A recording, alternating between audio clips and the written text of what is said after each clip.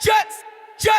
From the Meadowlands to the numbers on the board, Gunny breaking down the game like a situation report. Every snap, every stat, every play we support. You're locked in with the New York Jets situation report. White. Gunny talking drives, defense, pressure and score, film room analytics, draft picks and a whole lot more. If it's gangrene football, you know Gunny reports. New York Jets. This is the New York Jets. This is the New York Jets. Yo, what's good, man? I'm so mad right now. In my mind, I thought we were going to be going live at 8 p.m. But again, I'm in Central. I'm in Texas. I should have known better. Anyway, first overall pick is in. It's Fernando Mendoza. There's nothing shocking about that, right? I think the majority of us, everybody really knew it was going to go that route. Who is pick number 2? Now, we've been seeing a lot of things coming on, man. First and foremost, welcome to the Hangar Hangout watch party. Again, I apologize for being late. I'm embarrassed. Again, I thought in my mind it was at 8 p.m. When I looked at it, it said 8 p.m. So I'm thinking like, okay, Google is going to automatically adjust to my time. But here we go. The Jet selection is in. You're going to catch me live. Tigo's supposed to be here, but he's having some PC issues. Whose is the pick?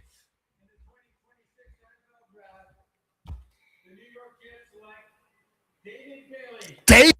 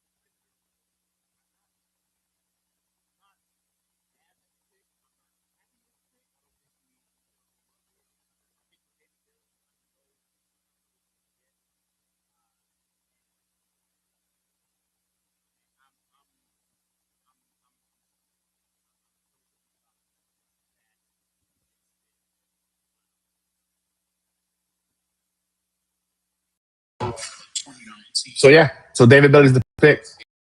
David Bailey's the pick. I'm sitting here. All right, we got Tigo building. Man. It's where'd he go? Yo. Hello. What's up, man? Listen, sorry about it's been technical difficulties all day for us, man. We apologize, everybody. Yeah, man. David Bailey. So David Bailey's the pick. I'm seeing that some people say that they couldn't hear me, so my apologies. So I feel like everything I just said, nobody heard. So I'm going to go ahead and repeat myself. So when it comes to David Bailey, I think it's because your mic is a little messed up. It's like showing something a little bit weird. I don't know what's happening. You do sound strange. Okay. You know what? Take it away on David Bailey, man. Let me go ahead and see if I can fix this mic real quick. Absolutely. So the Jets go David Bailey. It's one of those things that it makes sense why the New York Jets are going and taking David Bailey. Do you agree with it? Should you agree with it? Probably not. But the reality is the Jets are in a position where they need wins now, where they need production now, where they need players that are going to impact this team now. And while Arvel Reese is hands down the biggest upside in this draft in terms of what he can be, that is a conversation of a type of player that you're going to have in 2 years from now, not the type of player or the conversation that you're going to have right now with that kind of player. So I think that is Testing, 1, 2, 3. ultimately much better. Much better. All right, perfect. Yeah, now you sound smooth. Appreciate you, brother. Yeah. And that's really what it is. That's what the Jets just did. The Jets made a pick to try to save their jobs. They know that they're on the block. They know that they've got to worry about that. And that's what they just did. Love it, hate it, agree with it, disagree with it. Doesn't really matter all that much, but that's what they did. I think at this point, man, I would have preferred Sonny Styles. I would have preferred Sonny Styles. I would have preferred Carnell Tate. I would have preferred Caleb Downs. I understand where you're coming from. And I think a lot of people look at the production and they're saying, like, okay, this guy, again, like the elite pass rushing ability, you know what I'm saying? Like the kind of edge who can collapse the pocket consistently and finish the quarterback position. I get all that, man. But his liability at the run, it's very concerning to me. I feel like we just got another Will McDonald to bring into the building. His combination of length and athleticism, I guess, and motor makes him a scheme versatile player who can kind of line up, you know, in multiple fronts. I don't know, man. I feel like some are gonna say he's got a high floor and he's, you know what I'm saying, he's a Pro Bowl caliber, he has a Pro Bowl caliber upside. But I just feel like, man, he's got a smaller range. That's really it. At worst, he's a third down specialist, which isn't a bad thing. He's Will McDonald, right? He's another Will McDonald. I think one, they're not using Will McDonald the right way because we know he can play the run. This idea that Will McDonald can't play the run, I think, is a little bit absurd. He can. We saw it in college. The reason he didn't go higher in the draft, and we got him, I believe at 16 is when we got him. The reason we got him there is because they played him as an interior defensive lineman at was it Iowa? It was Iowa State. Iowa State, yeah. They used him as an interior defensive lineman. So look, either way, his floor is a third down specialist. He knows how to get after the passer. His ceiling is really good edge rusher. Is it Hall of Famer? No. Is it a guy that you're going to sell a bunch of jerseys for? No. But, whoa! Jeremiah Love went number 3. Wow. Whoa, Cardinals. Wow. I wasn't expecting that. Whoa, Cardinals. Whew, bro. Okay. What do you even say to that?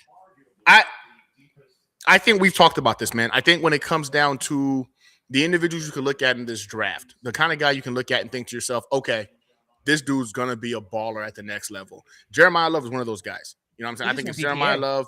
Caleb Downs is the other one, right? I know Vega. We both love Vega as well. There's not a lot of guys you look at. And I'm even going to go ahead and go into the thought process of even going to Fernando Mendoza. I don't know if this was next year's draft, if Fernando Mendoza is a top 5 pick, right? But this year, it just so happens that quarterback's an important position and there's nobody else. He's a good player. I think he's going to be a good player at the next level. I don't think he's the number 1 overall pick. No. But, man, Jeremiah Love at 3. I wasn't expecting that. I really thought we were going to see a trade here. I really thought they were going receiver, if I'm being honest. I really thought they were going to go receiver if they were going to make the pick.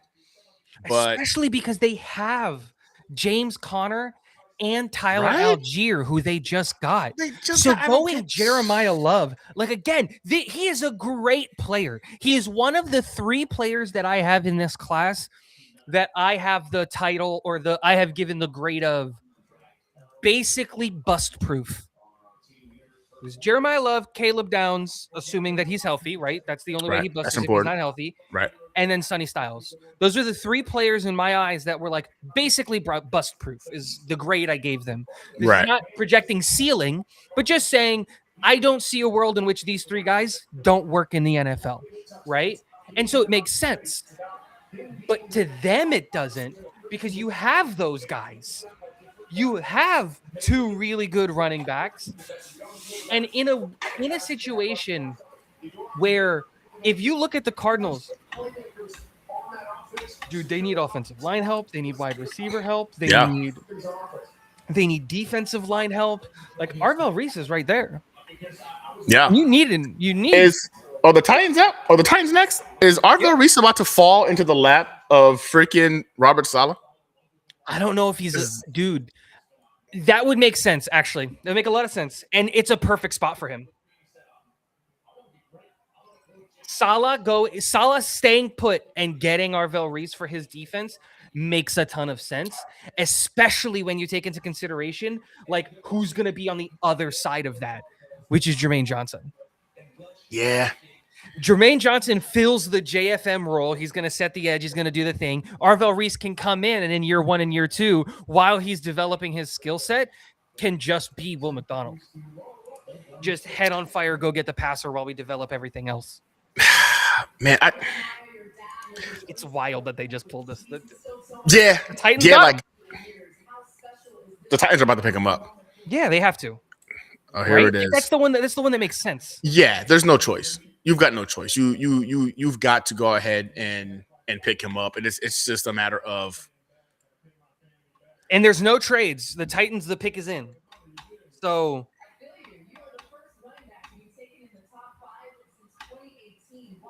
This is where the part of the NFL where it's like, dude, it's such a cutthroat business. Tyler Algier went to the Cardinals because it was a good opportunity for him, and like he was going to get more run than he got in, I think he was in Atlanta. And then he goes there, right? Because Atlanta took a running back, and then boom, they go and take Love. I don't know, man. There. Kel goes, Cardinals need the jersey sales. I mean, I guess, right? He's going to be an exciting player that you want to go ahead and see. Guys are going to go ahead and pay to go watch him, hopefully be the guy. Wait, what did you see? Are you ahead of me right now? No, I'm not. I stupidly opened my phone, and it was on Twitter, and it auto refreshed. I saw the Titans pick. Oh, man. Is it that crazy? The way you just reacted. Robert Saleh is on one. Bobbert here is on one. That's all I'm going to say, dude. It's Sonny, isn't it? God damn it. He got Sonny. Oh, no. I refuse to make any more statements other than I think he learned. I think he learned from being here in New York. That's the reason you're excited. He got Sonny or Caleb Downs. It's one of those 2 guys. Oh, man. Okay. So, well, the Titans pick is in, right? It's about to come up. Our former head coach, Robert Saleh. We're about to go ahead and see what he's doing here. Again, man, like it looks like some people are I feel like most people are not on board with this Bailey thing, right? ARP are going to just to get in touch with Bailey. E-Boogie touching on his age. Bane is my guess. Ooh, Bane, you should guess for Saleh? I mean, I don't know. Let's see. I think this is really too high for Bane. I'm with E-Boogie on this one. And Bailey, AG got no balls. The fact that AG went this route with Bailey. There was no way he wins. This is the problem. There was no way that he wins.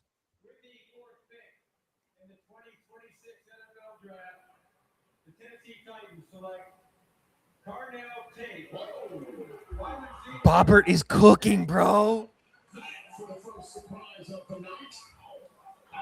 Bobbert is cooking. Carnell Tate gone at pick number 4. We're not okay. We're not getting wide receiver. I was just thinking the same thing. Straight up, we're not getting. Oh, wow. Get that out of your head. If you thought we were going to get a wide receiver with the 16th pick, that's not going to happen. Just get that out of your head. Carnell Tate at 4. Wow. And like, if you think about it, it makes sense. And No, it this is does. Robert Saleh growing and like learning 100%. from his time at the New York Jets. Yep. What did he realize when he was at the New York Jets? Dude, I had one of the best defenses in the NFL and I couldn't do anything. And it didn't matter. This Cam Ward kid, I'm gonna make sure he works. Plain and simple. They've got a decent offensive line that's young and growing together. They got Moore Jr. there. They got J.C. Latham there. They got Skoronski there. Like, that's a pretty good and young offensive line with other pieces here and there. And then they got Calvin Ridley, and now they get Carnell Tate to come in and be a part of that offense. That's also forgetting the fact that they have Tajay Spears in the backfield. Like,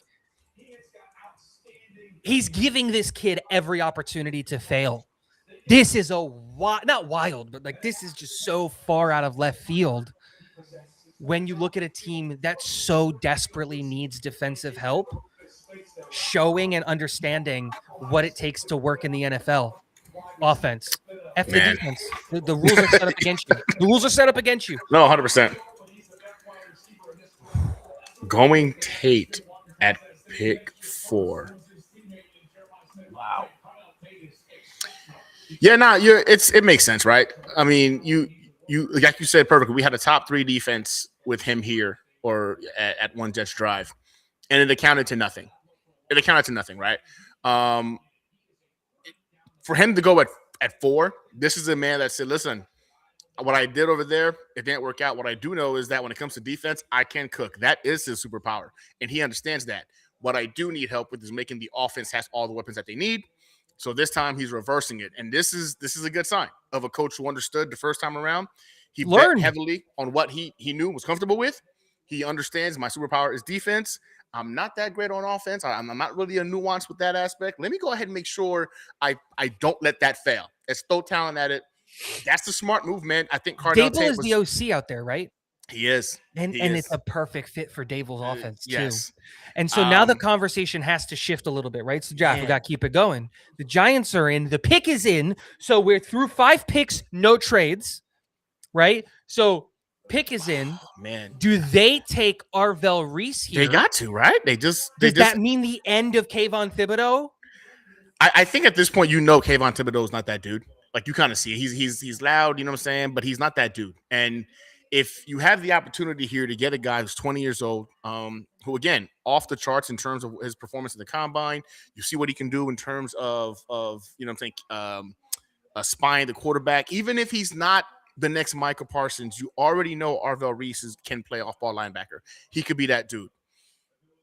Is it Sonny Styles? I mean, Sonny Styles is still out there, right? Like, again, this is technically definitely speaking, they have a bigger need at linebacker. They do. Because Kayvon Thibodeau, not a superstar, not the greatest player out there. I'm not going to give you all this option. I had Kayvon Thibodeau as my 4th edge rusher in that class, you know?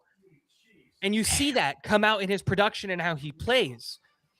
And they do need linebackers. But when you have a guy who has the ceiling that this is, and you've got a guy in Harbaugh who develops defensive players well, or like historically has had really good defensive staffs. Yes. Because he's technically a special teams guy, right? Do you just say, because Harbaugh, it makes too much sense to go Reese. Harbaugh has no pressure. The seat's not on fire at all. He can take the next 2 years and just say, let's help this kid turn into the superstar that he is, because I'm not going to get fired. I have a Super Bowl win. I'm going to be given the liberty to go through two staffs essentially before I get fired. I'm going to get to go pick my own quarterback if this kid in Dart doesn't work out. Like, this is true. All the time in the world. There's no rush if you're Harbaugh. You take the guy with the sky-high ceiling. So apparently there's a trade by the Chiefs. Did you see that? I just saw it flash on my Chiefs coming up. They gave up. They trade with the Browns. Do you have the trade compensation? You want me to read it out?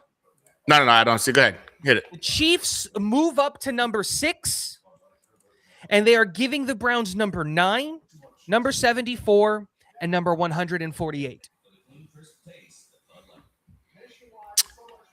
Man. So what Okay. does that mean for the big board? Who are they coming up for if you're the Chiefs? Well, we just saw. Well, I'm not gonna say that. I'm gonna let y'all see it. I just saw the pick for the Giants. So yeah, Browns and Chiefs have been in deep talks.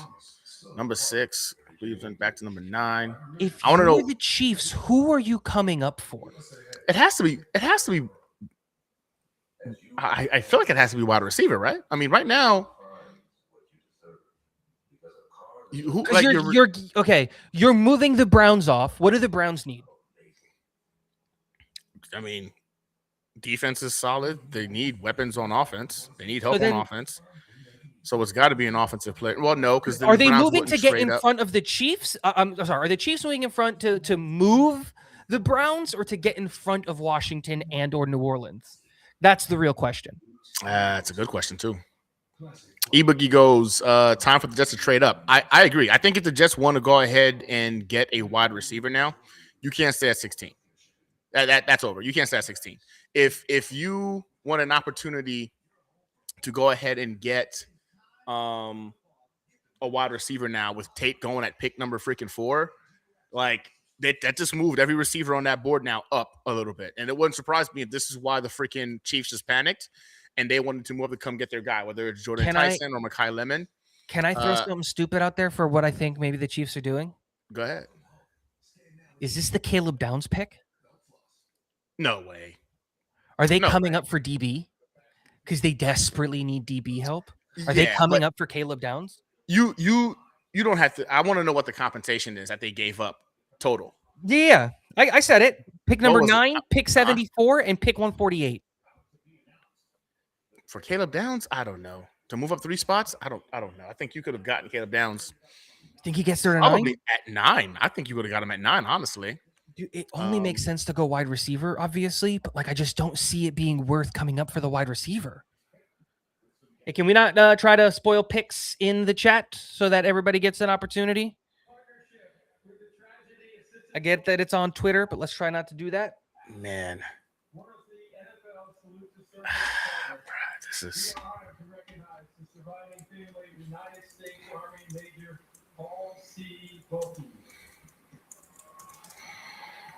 I just, you know what? Now I hate this even more, right? With this Giants pick because. No, hold on. I'll let it finish first.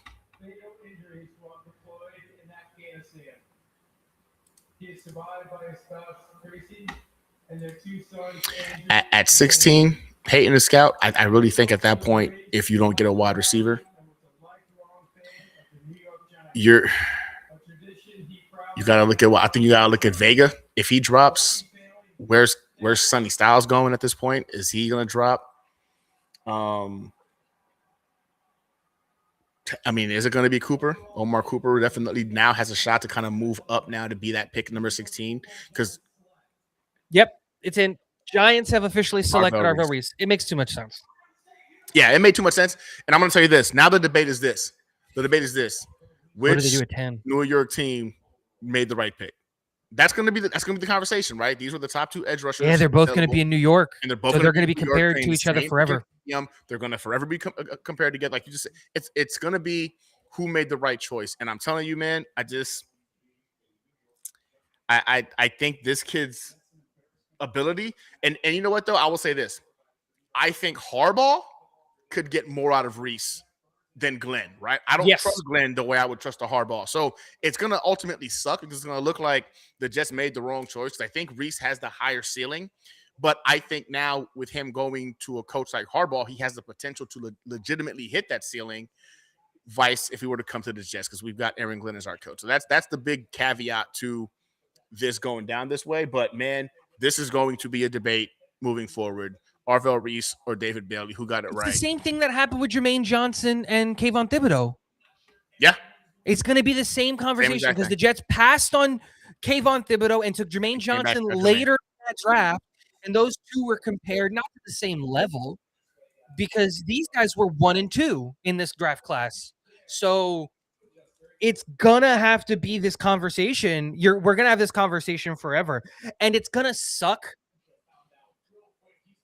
It's gonna suck because people aren't going to have the nuance of remembering that we passed on Arvell Reese and took David Bailey because they were scared to lose their jobs and they needed production in year 1, not in year 3.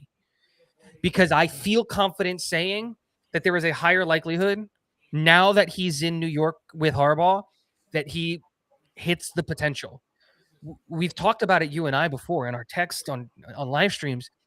Coaching matters when you're talking about these boomer bust prospects. It does. We don't have the coach. We don't. And for all intents and purposes, the Giants do. So this is going to suck. There's no other way to say it.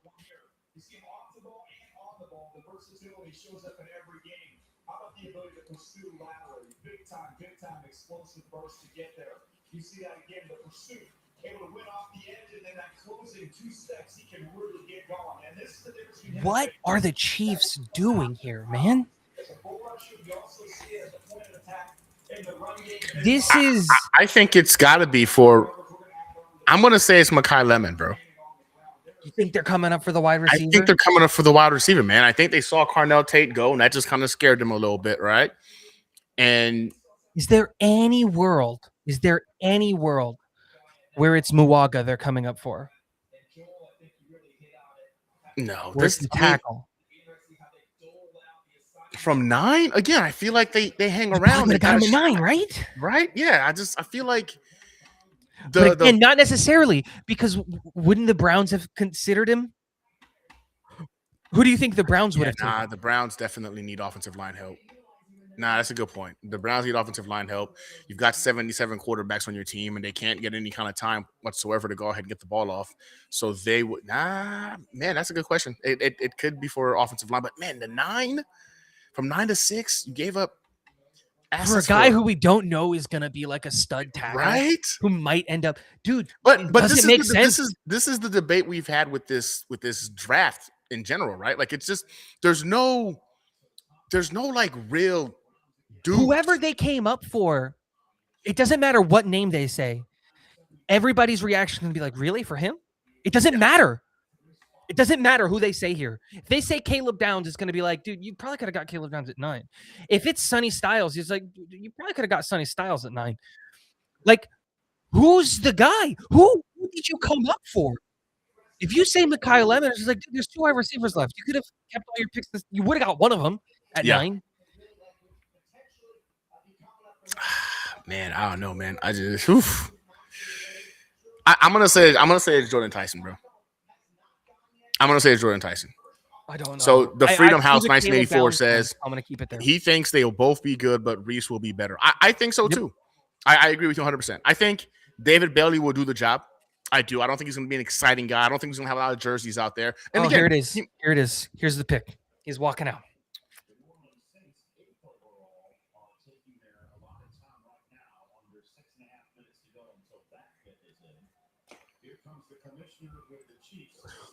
What?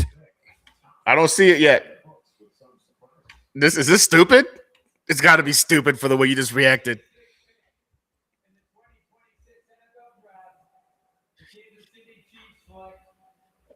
Excuse you? At 6? What? At 6? He's great, but at 6? Not you at 6. traded up at 6? You would have had him at 9. You would have had him at 9. That's without insane. A shadow of a doubt, Guaranteed. he's there. You would have had him at 9. What is going on today? Like, what is going on today? I don't. Our GMs and I know what it is though. This is a lame draft. That's the problem. This is a lame draft, and they had to find a way to go ahead and make this exciting. And I think this is how you do that, right? Wow. Look. Objectively speaking, they needed help. Jesse's right. They came up for what? Not. They didn't have to come up for this. Like, objectively speaking, this is a good pick for them. They needed help at corner. He's a good player, right? He immediately comes in and he's a starting outside corner for them. But what? That's insane. Why are you I'm sorry. trading assets you- to move? Move up. You would have had him at 9. And like, let's be very clear here. This is not a team that's like a corner away No. from a Super Bowl. Like, if they stay healthy, if Kelsey comes back, we don't know if he's coming back yet, do we? Is he coming back? We do. Sure? Yeah, he is? signed an extension. He's coming back. So, like, he is coming back. Dude, it's just, now that I'm thinking about it, it kind of makes sense. If they go in the second round, if they kept their second round pick because they traded their third. If they go in the second round and get a wide receiver, it makes a lot of sense, actually. If I'm the Kansas City Chiefs, I'm calling the Giants and seeing what a trade for Kayvon Thibodeau costs. If I can go get Kayvon Thibodeau for like a 5th round pick. Who's making that phone call? The Chiefs, if I'm the Chiefs. Because the Chiefs, the only 2 positions left on their team to get them back, 3 positions left on their team to get them back in Super Bowl contention is wide receiver. I think they need another wide receiver, and edge rusher. And then the most important thing that every team needs if you want to be a Super Bowl contender is health. If they're healthy and they get a wide receiver and an edge rusher, that's not a bad idea. And the Giants just took Arvell Reese. They have Abdul Carter there on a rookie deal, and they have Burns there too on an extension. That means Kayvon Thibodeau is disposable. Do you not just call them and say, hey, we have Karlaftis from that draft. Let's get the other guy from that draft in Kayvon Thibodeau and have him be on the opposite side of Karlaftis and Jones?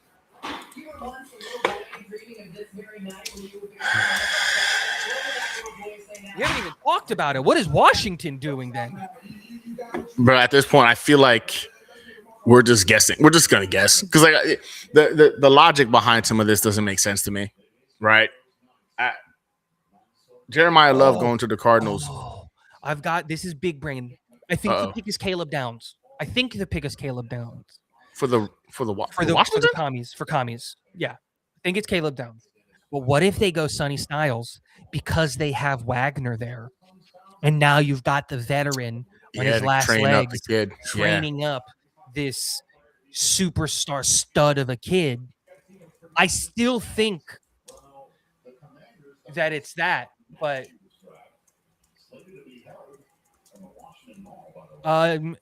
Jesse, no, they do not. They traded 9. Who did? He's saying the Chiefs still have 9. They don't. Just good to go. You said Jesse. I was just like, what's up? What's up? Oh, yeah. Come on, Gunny. Yeah, my bad. It's in the text messages. I got you. Yeah. I got you. It just threw me off for a second. If you're the Saints, right? Commies have to go defense here.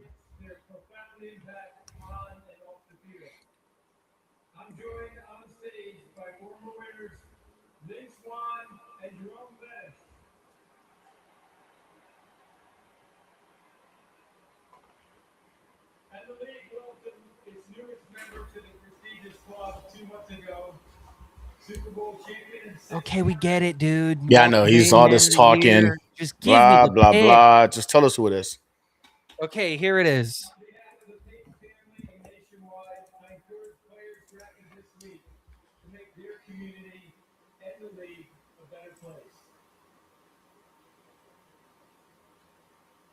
The commies are cooking. The commies are cooking with gas. I love that.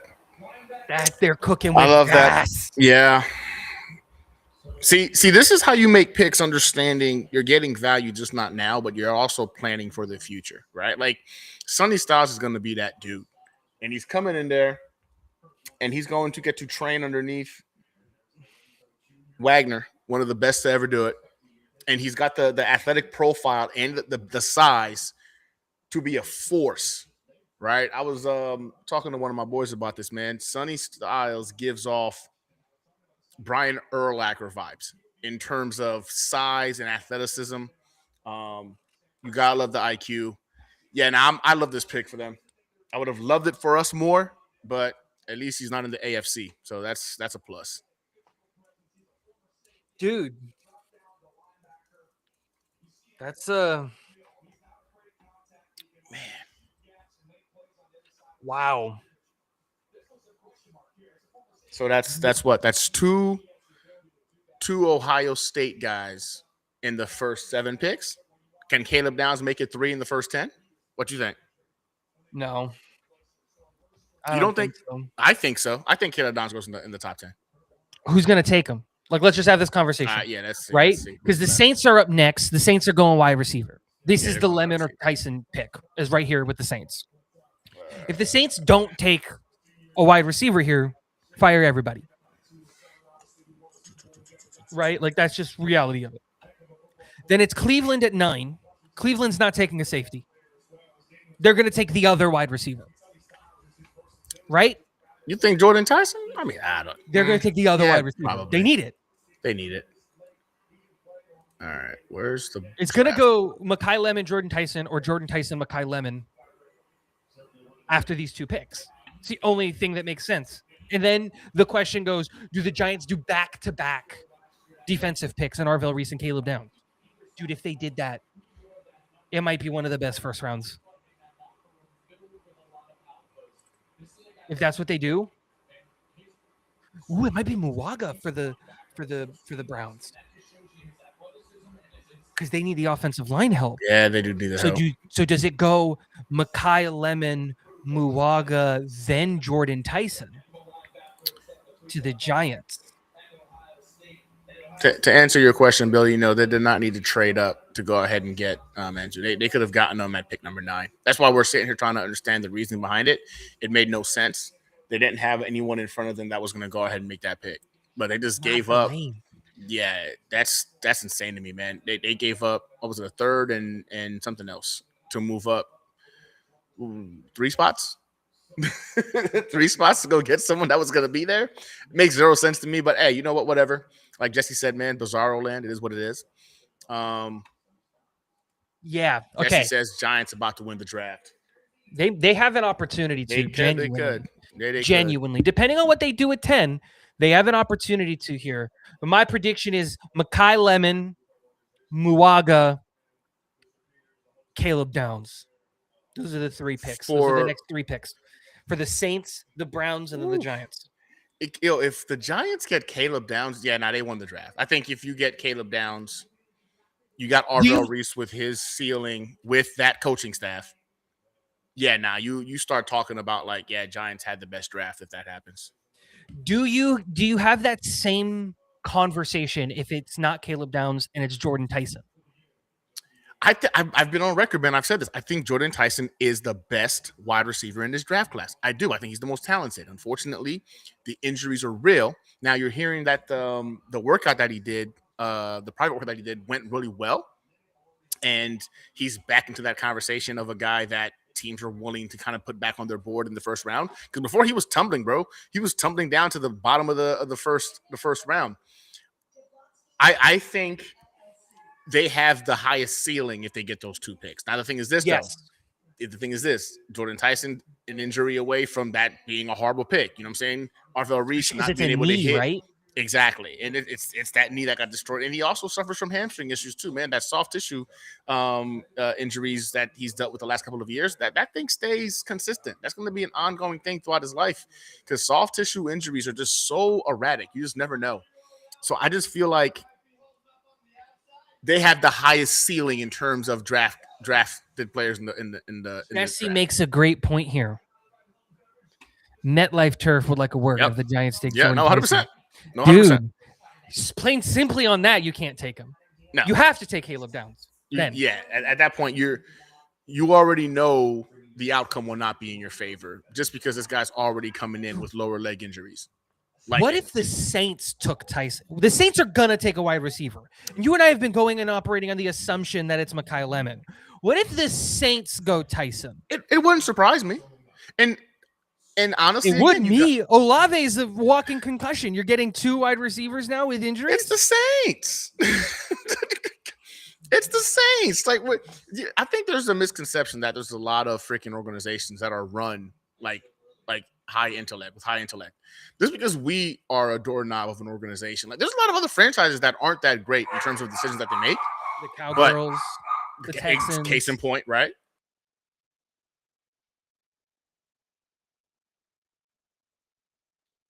Yeah, I don't know, bro.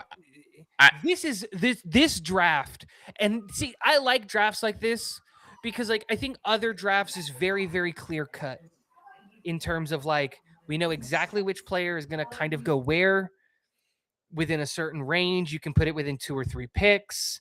You know what teams are going to do because there's a very, very, very clear pecking order of who the best players are.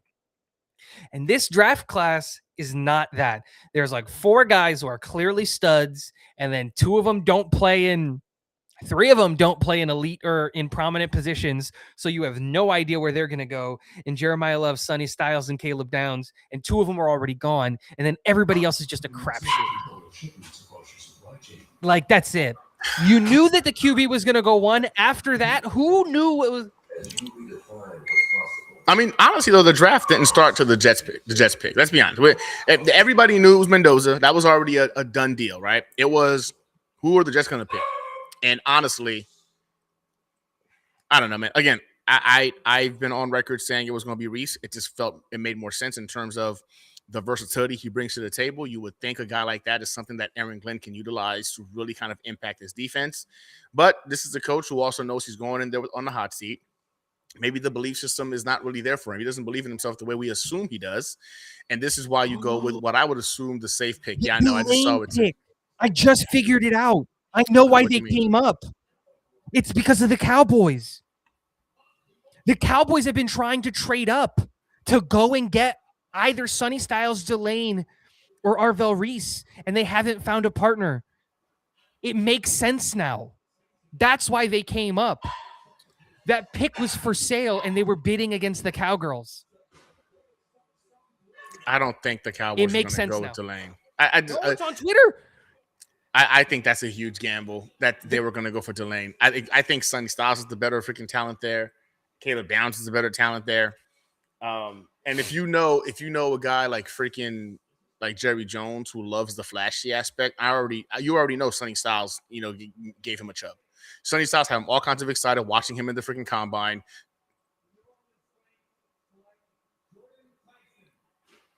Wow. Tyson. Wow. I mean, it makes sense. He's a stud if he can stay healthy. If he stays healthy, they got the best receiver in this draft class. If he can stay healthy. And now you can entertain conversations about trading Olave. You can keep him too. Obviously you can keep him. Right. But you can also now entertain the idea of trading Olave.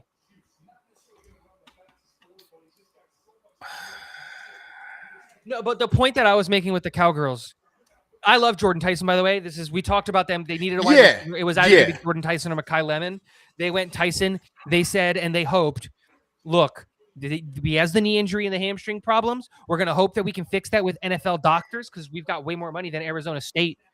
You know what I mean? And we've got all of those things. That's true. But we're going to hope that he can do that. We play on a grass field. We're in a dome, and we're going to try to keep him up because if he hits, Justin Jefferson, that's what you just got. If he hits, 100%. You got a guy with a sky-high ceiling. No, 100%. And so, but going back, sorry, to the Cowboys thing because they didn't want to finish it.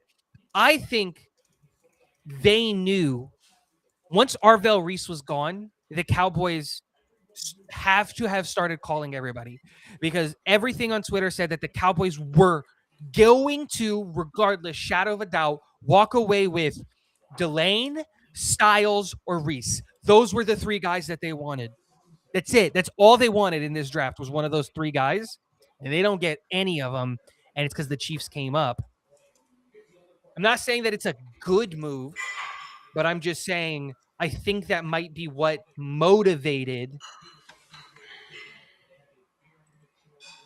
that pick.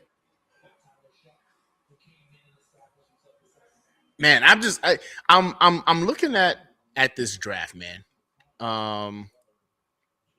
And nobody had this right. I don't think the single mock draft identified, other than Mendoza and then the Bailey and Reese conversations, I feel like the mock drafts were completely off. Burned. Throw it in the Just trash. Straight burn, bro. After pick 3, my guy. I got pick 1 and 2 right. That's it. That's it. That's it. I have not gotten a single other pick right yet. Nah. Not one. I'm baffled. I want to know what's going to happen next. I'll tell you this, Mekhi Lemon's not going to be there at 16. He's not. No. So, and honestly, So the hope is Omar that Cooper we there have at 16? to hope that the Giants take Mekhi Lemon, because if not, the Dolphins are getting Mekhi Lemon. Oh, I don't want him in our division, man. And I don't want him in our division, I don't want him in our especially division. now that we don't have a single DB that's worth anything. Like, we traded Sauce. Like, we can't cover anybody. We traded Sauce and we didn't re-sign DJ Reed. We don't have DBs that we can trust to cover anybody. That's true. Like, Billy goes, Tyson not looking happy to go to the Saints. I mean, he crying. I don't know. That looks like he's happy to me. I mean, honestly, no, this is a guy who he's was a top 10 pick. Yeah, he's a top 10 falling pick. out of the He's first ecstatic, bro. His bank account, he's gonna look at that, by the end of next week, and he's gonna be very happy. He's good. But I agree though. For Freedom House says it perfectly. This is the ballsy pick. Again, we've been saying this. We think he's the most talented wide receiver in this draft class. He really is. His ceiling is Justin Jefferson, right? But the health is a massive concern. You can't stay healthy. That's your best asset in the league, man. Availability is the best ability, and he hasn't been able to provide that at the collegiate level. Massive gamble, but if they put it all together, if they're right in regards to taking care of that knee, they probably got one of the top 5 best players in this draft class, and that's saying a lot. So no guts, no glory, and they just made a move. Man, yeah, motivated. This draft as well. Things are happening that I'm again. Other than the first 2 picks where we were like, okay, Mendoza's number 1. Good. It's going to be Mendoza or Reese number 2. We knew that. Like, none of these other moves I got right, and I don't think Tigo's gotten right. I don't think I know of a mock draft that has called the moves. Not in a full mock draft. And of the predictive picks, the only one I predicted right was Sonny Styles, and that was on a meme. So, like, on a meme. That was just me saying, like, it'd be crazy if they did this. You know what I mean? They're not going to do it, but it'd be crazy. And then they did it. Goodness. Okay. All the draft Browns experts were move back. wrong. Who do they get? Facts. Okay. It makes sense. It's a good pick. Makes sense. I get it. Jesus. That's a big dude. That makes sense. Makes sense. That makes sense. That is a massive human being, though. That's just a large human. Look at his dad. He's bigger. His dad is bigger than him. Golly. Okay. Yeah, nah. I mean, the Browns need line help, man. It was atrocious what you saw this last year in regards to any quarterback they had back there was constantly on the run, constantly being pressured.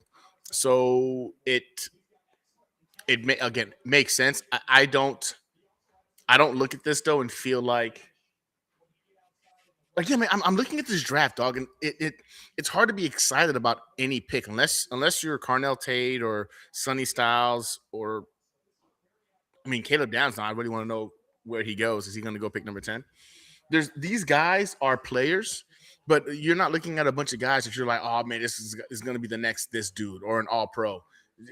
It's not an exciting draft, but these are football players. You're adding football players, you know what I'm saying, to your roster. It's good business is what these teams are doing. Word. Good like, business. That's Fair just business. what it is. It's not like swinging for the fences. It's just getting – look, we're just getting good players at positions that we need help at. The only team, genuinely, that swung for the fences are the Giants, and it's because they have this pick that is coming up right now at 10.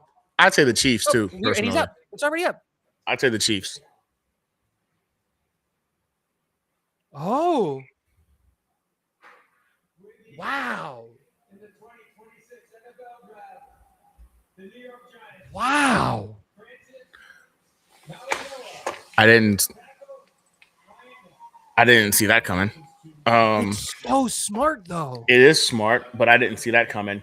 They're aggressing the trenches on both sides of the ball, defense and Dude, offense. they took a swing. They took a swing for the fences on one side of the ball, and then just said, "Hey, you know this new running back, this new quarterback that we got? We're gonna protect him. Plain and simple. He's not. I don't think he plays tackle. I think they got him No, to play. he's gonna be guard. They're gonna bump Yeah. inside of guard. Wow. And so now you have what? Thomas, Maui Noah, John Michael Schmitz, and I don't know who else is on their offensive line. Wow. Yeah, that one. You might have to give him a shot at right tackle, though. You think? You probably could give I him mean, a I guess shot when you're at tackle. picking him at pick number 10, you know what I'm saying, you got to see what he looks like. But I like the pick. I like the You pick. It makes should. sense. Because it's one of those picks where either way you get a good pick. Either you get a right tackle, which is excellent, or you get an exceptional guard. This is the AVT pick for the Jets, Yes. right? You Yes. give him a shot at tackle. If you don't Yep. think that he can hang a tackle, you Swing him bump him with the inside the guard. It's a good pick.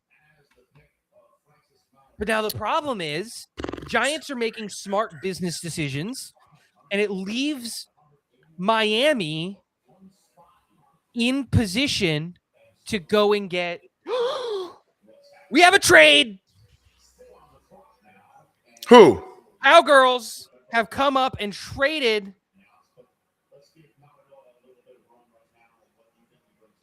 one pick. They've moved one pick.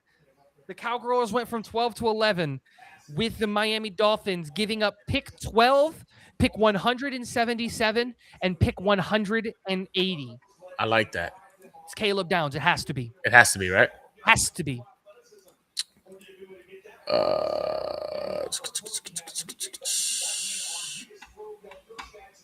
Let me go ahead and put that trade up on the screen. Oh, where is it? Share.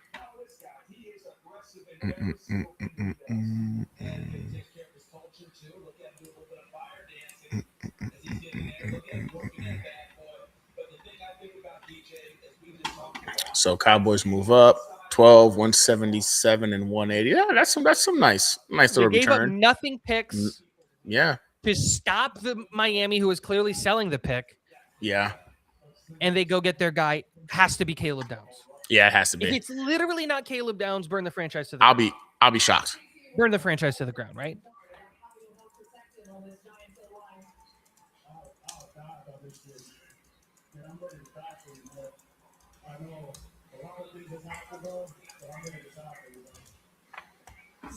Right? Is there a world that's Ruben Bain?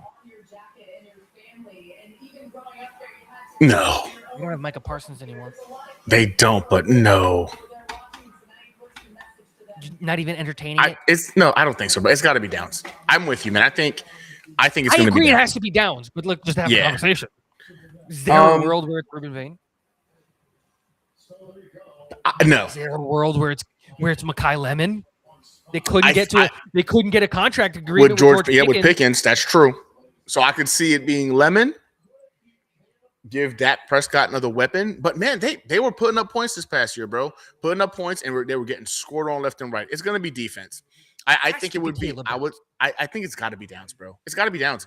I would say it's either Bain or Downs. And if I'm going to be a betting man, it's got to be Downs. You're getting yourself a top 5 talent in this draft at pick number 11. You're getting the best player in this draft at 11. I think so too. Yeah, I think you are. I think at the end of the day, Caleb Downs is probably going to be the guy that winds up being the first ballot Hall of Famer from this draft class. And you're getting him here at pick number 11. Again, safety in the top 10, it's always a little reach, but at this point, you can justify it. It has to be Downs. Common sense tells me it's got to be Downs. But there is a world where it could be Bain, because I do believe after seeing their defense just get gutted, like all season, no matter how many points they put up, you have to find a way to put talent on that defensive side of the football. And you're right. They've got no edge. I mean, they lost Michael Parsons. Their edge help is lacking. So Bain could be the guy you take the gamble on. The short arms is a concern, but this is the guy that performed regularly and consistently at the collegiate level. But if I'm betting on it right now, it's Downs. Let me ask you this question, just to bring it up. Okay. Is there a world where Miami would have taken Caleb Downs? No.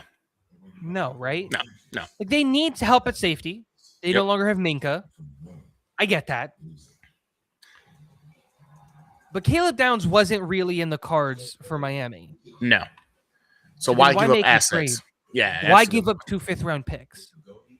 Maybe their thought process is there's somebody behind them looking to make the trade. Like you were saying in regards to earlier, they already lost out on somebody because the Chiefs jumped up. Maybe the fear factor is there and they're not willing to risk it, right? So, I mean, but the Cowboys, bro, I think when you look at their needs, it's all on defense. I mean, they need edge help. They need linebacker help. they need safety. They need corner, right? So it's downs. It's downs. And the Dolphins weren't gonna get downs. But I think the fear aspect is, what if somebody else was on the phone with the Dolphins, or the Dolphins made them believe somebody was on the phone with them, and then for them to jump and go get that guy? Because I think the Dolphins are going to go offense, and I do believe ultimately it winds up being Mekhi Lemon now, since he's obviously going to fall to them. Man, I can't believe this is.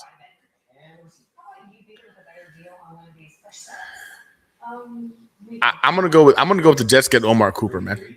I think that's gonna be our best bet if we're talking about At 16? at 16. Burn the franchise to the ground.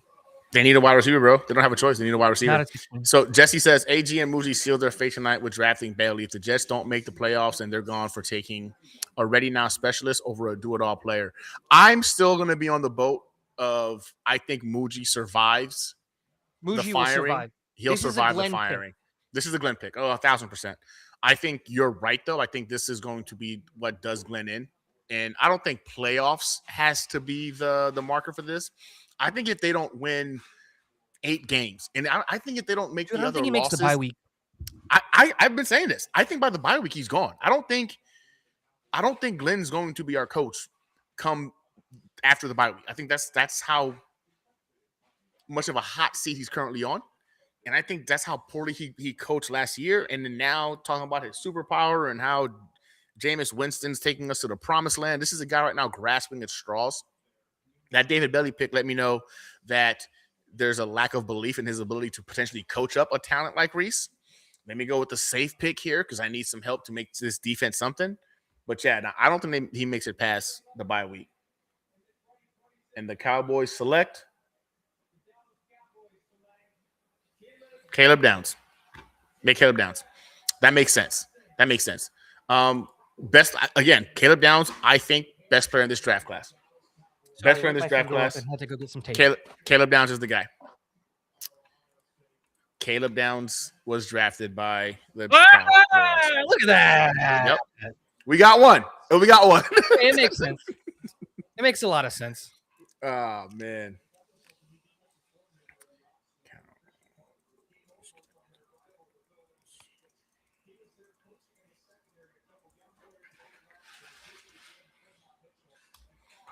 Man. All right.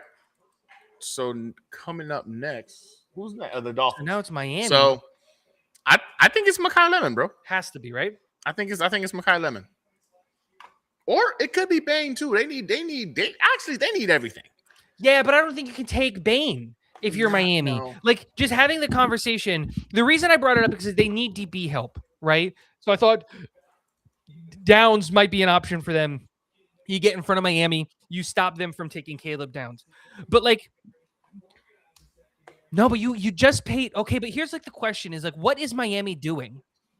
Because you paid money for what's his name? The quarterback. Malik Willis. Malik Willis, yeah. Right? You went out and you paid to go get Malik Willis. Yeah. But like, you need offensive line help. You definitely need wide receiver help.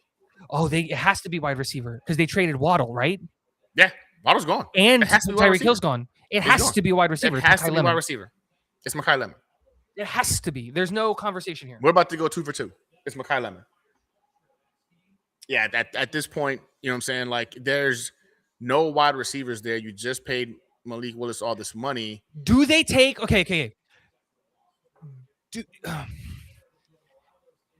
If you're them, do you take the corner? Oh no! I just saw a pick spoiled. You know who it is? Oh, I need. I gotta shut up. I don't know what the Dolphins did, but I know what the Rams did. How are you that far ahead? I saw it. I shouldn't have seen it. Back to the conversation about the Dolphins. And I'm all gonna right. shut. I'm not gonna say anything about the Rams. I want your genuine live reaction to the Rams pick. Oh crap! Okay, chat. Shut up. It's on Twitter. Shut up. Don't get on there. Do not spoil this for Gunny. I want his genuine live reaction for what Come the Rams do. on. See, this is gonna hurt my feelings, isn't it? Is there a world where Miami takes the corner? Do they take Jermod McCoy here? No. Like it has to be Lemon. I feel like it has to be Lemon, bro. It has If to be. it's not Lemon, let's just say it's not Lemon. I agree with you, but I'm just trying to have a. What is it? What other position is such a desperate need for Miami that they would justify going there instead of wide receiver? I mean, they need everything, but I would say I think Bain is in the conversation at this point because they need help on that defensive line. They need help on the offensive line. But it has to be Lemon. It has to be Lemon, bro. It just has to be Lemon because I go back to the fact you just paid Malik Willis all this money. You need to know if the dude can play quarterback at a full-time clip, right? Like this is how you evaluate him. Side of the ball. So this is the offensive line of Mekhi Lemon, and the only thing that makes sense is Mekhi Lemon. Yeah, I think Mekhi Lemon. Okay, it has to be Mekhi Lemon. We are in agreement then. Yeah. Yep.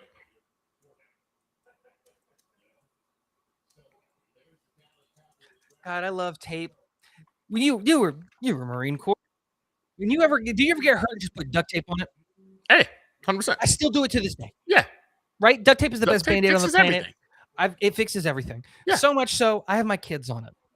If they get if they get a boo-boo or whatever, like my oldest, right? He's about to be 4.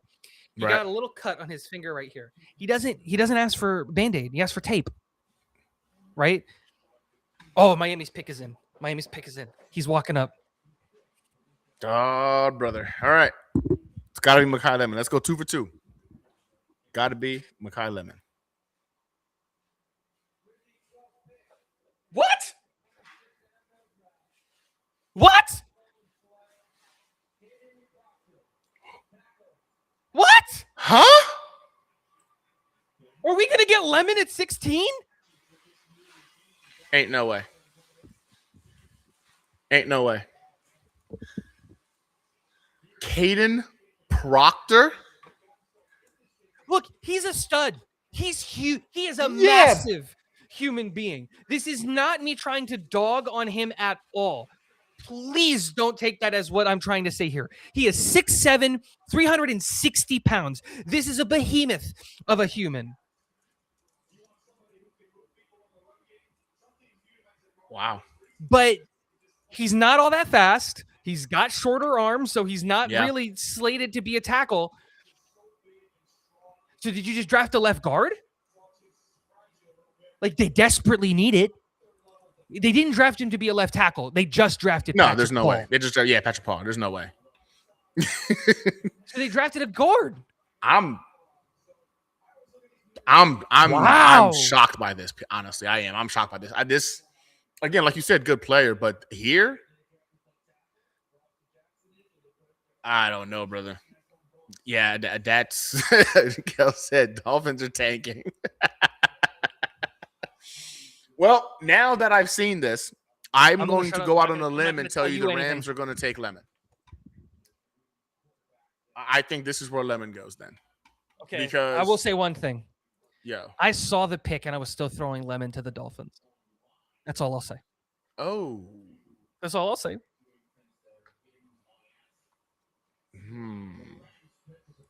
I think, Gunny, genuinely, if you just think about it, I think you can get to this pick, but you got to think about it. You got to sit here. You got to sit, digest, think about the Rams, what position they're in, where they're at, and as a franchise. Don't even look at chat. No, I'm not. I'm in chat. I'll tell you because I know what the Rams pick is.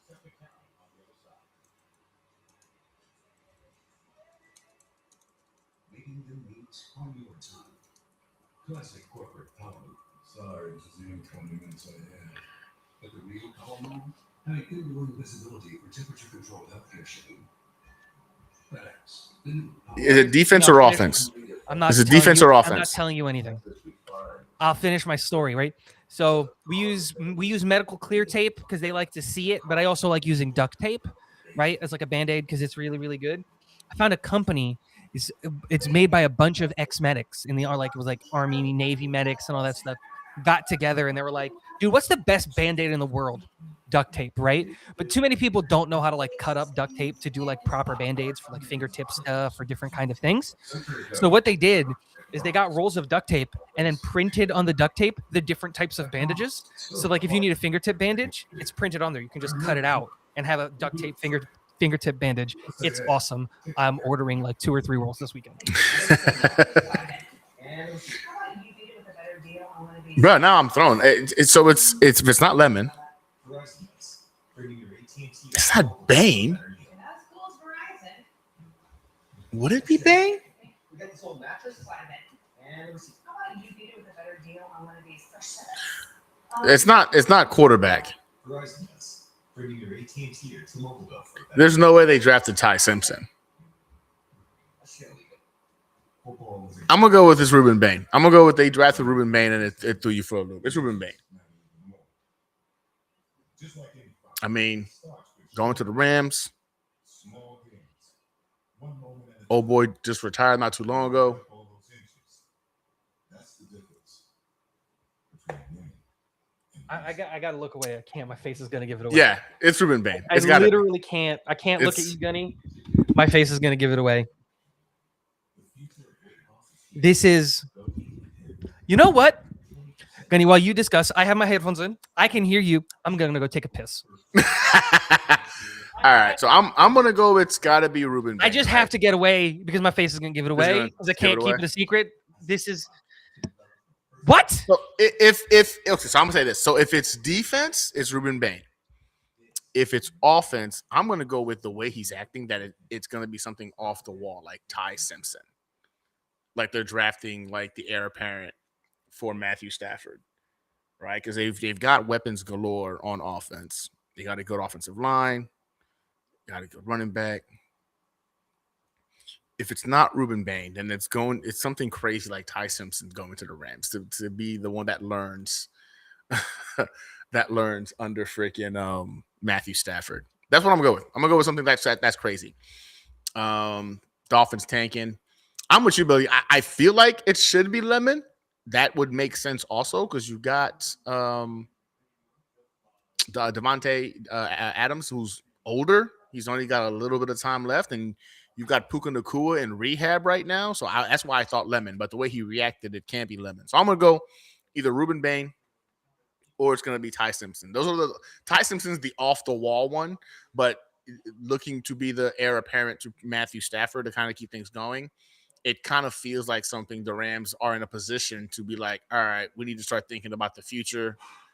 We're not going to be picking high enough, you know what I'm saying, next year or whatever the case might be. So let's go ahead and get a quarterback now.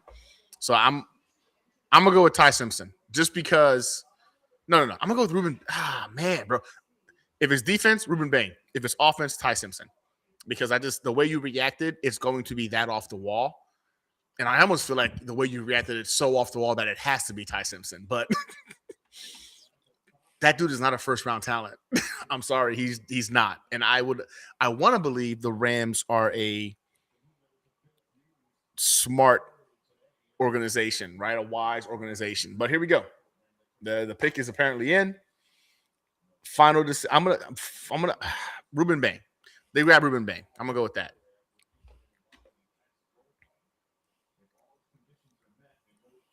Maybe it's Ty Simpson. Would you really be that salty about Ruben Bain? First of all, let me be very clear. There is no salt with this pick. It's just surprise. Surprise. That's it. There's no salt. Oh. Then yeah.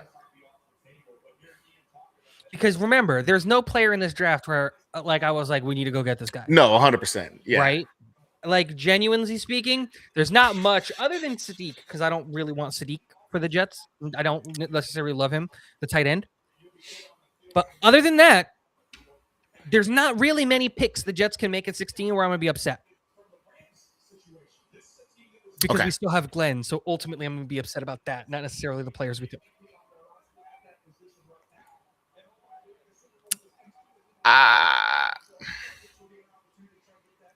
Yeah, I'm gonna go with Ty. I'm gonna go with Ty Simpson then.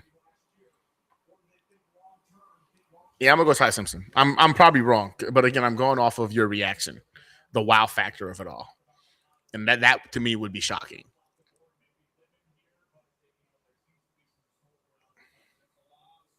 The pick is in. He's walking out. He's talking.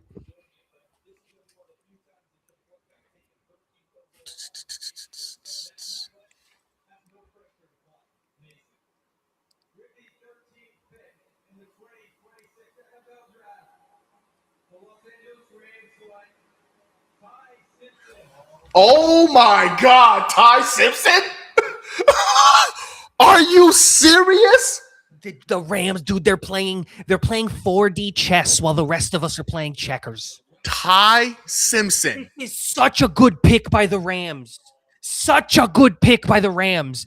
Gunny, do you remember our stream that we had like 2.5 months ago where I said, watch out, Ty Simpson to the Rams makes almost too much sense? Do you remember that stream? I remember, and I was laughing at you when you said it. Dude, it makes too much sense. The question was, would they have the balls to pull this off? And they did. This is how you win football. This is how you build a franchise that wins for a long time. Because Ty Simpson, this is where I'm going to disagree with you, Gunny, is a first-round pick to a team that can afford to sit him. He's got all of the tools to be a really good NFL quarterback. The problem is he doesn't have enough NFL starts. That's the biggest thing that you're going to say as a complaint about Ty Simpson. It's not going to be about any of his tools, his processing, his leadership, any of those other things. It's about he needs to sit. There's zero opportunity for him to start in LA. That is Stafford's team until he retires. This is the Jordan Love pick. And I was not a fan of Jordan Love, but Jordan Love's working in Green Bay. He's game managing them into playoff positions and into different kinds of situations. I'm sorry. I hear you saying you're not going to convince that Ty Simpson's going to be a dude in the NFL. I'm sorry. Yeah, I get to what some of you guys are saying in terms of he gets to sit for 2 seasons and whatnot. Cool. Listen, historical data says this dude's not going to make it. One, he's also coming from Alabama. Those guys don't ever pan out in the NFL anyway to begin with. There's so much that he would have to overcome. That was under Saban. It's a different coach. You can't hold that against him. You would have – this is going back since Joe Namath. Every other quarterback since Joe Namath have been bust in the NFL level. Look, this was they threw away a pick. They just threw away a pick. Nice. Ty Simpson is not a first-round talent. And I'm sorry, he's 24 years old. The dude was 6 years in Alabama and didn't get to start to just last year. Yes, he got to sit back and watch a whole bunch of football, so it didn't surprise me that he was able to go ahead and pick apart some defenses, especially coming from Alabama. I do not see it. I don't see the arm talent there. I see a guy when under pressure, he folded like a lawn chair. And he didn't have the collegiate starts. And there's a reason why that dude couldn't crack a starting lineup for 6 years in college. There's a reason for that. Alabama threw him out there because I feel they were throwing away a season and they already knew it. Hence why he had almost no support. I think this was a horrible, a waste of a freaking first-round pick. But Absolutely, you know what? To each their own. He's happy. He's getting paid. This is not going to work out. Here's the thing, Gunny. You're right. The college starts is a thing that's going to be held against him. He's not going to have to start right away. He's going quite literally to the one franchise in the NFL where he's not going to have to start for 2 years. That matters.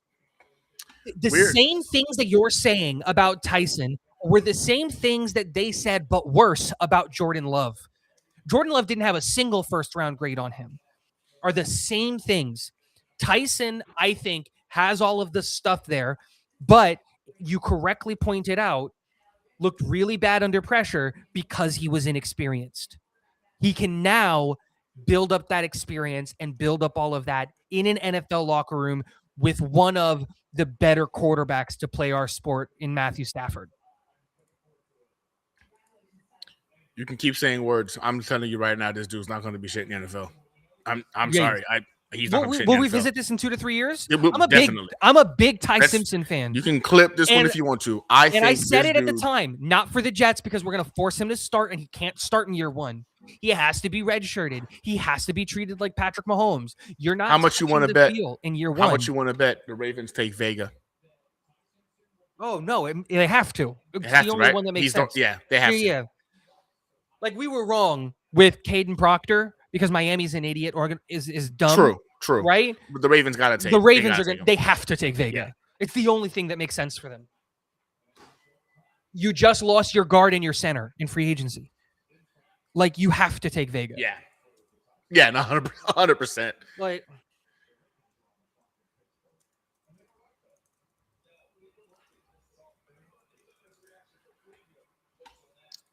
Oh man.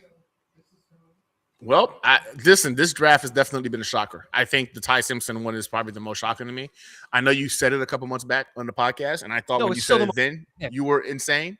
I thought you were crazy then, but I guess you spoke that into existence. The Ravens. Is it Vega?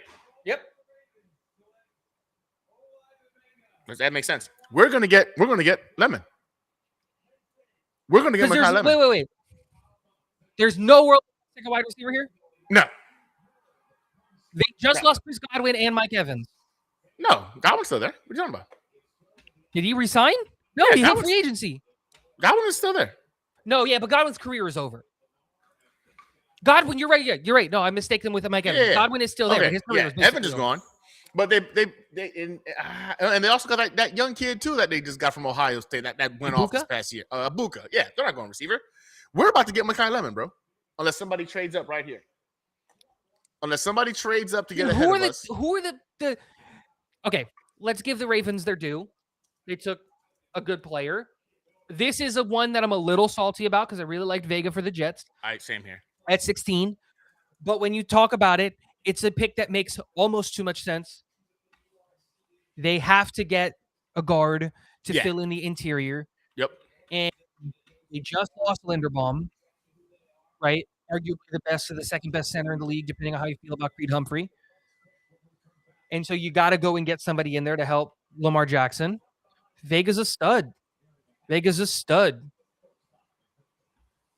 No, hold on, Jesse. You said lemon is what you get when you buy a Ferrari on the cheap, thinking you're getting a good price. Then you look under the hood and it's a lemon. Nah, bro. I think lemon actually.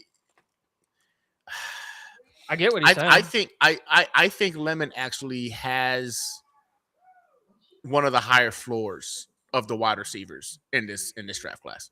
I think Jordan Tyson's more talented. I think Carnell Tate is going to bring that big-bodied receiver that can run crisp routes that we would have loved alongside of freaking Garrett Wilson. Carnell Tate made the most sense, right? But Makai Lemon is a smooth route runner. He can create separation. He's great after the catch. He can play outside. He can play in the slot. I think he's going to be more in the slot. We're going to have to trust Garrett Wilson to be more on the outside, and hopefully freaking Adonai Mitchell figures his shit out, and he winds up being a dude we can go ahead and rely on. That's my question before we keep moving on, right? Mm-hmm. Let's say we do get Makai Lemon. Is that not just double dipping in the same athletic profile and athletic skill set as Garrett Wilson? Is that not a concern? Because what you're talking about is technically undersized wide receivers with elite route, with good route running and elite body control, which is what Garrett Wilson essentially is, right? I would say Garrett Wilson is more of an elite route runner than Makai Lemon. I think I give you that. Yeah. Coming out, Garrett was a much better route than Makai Lemon. But do they not just come in and fill the same role?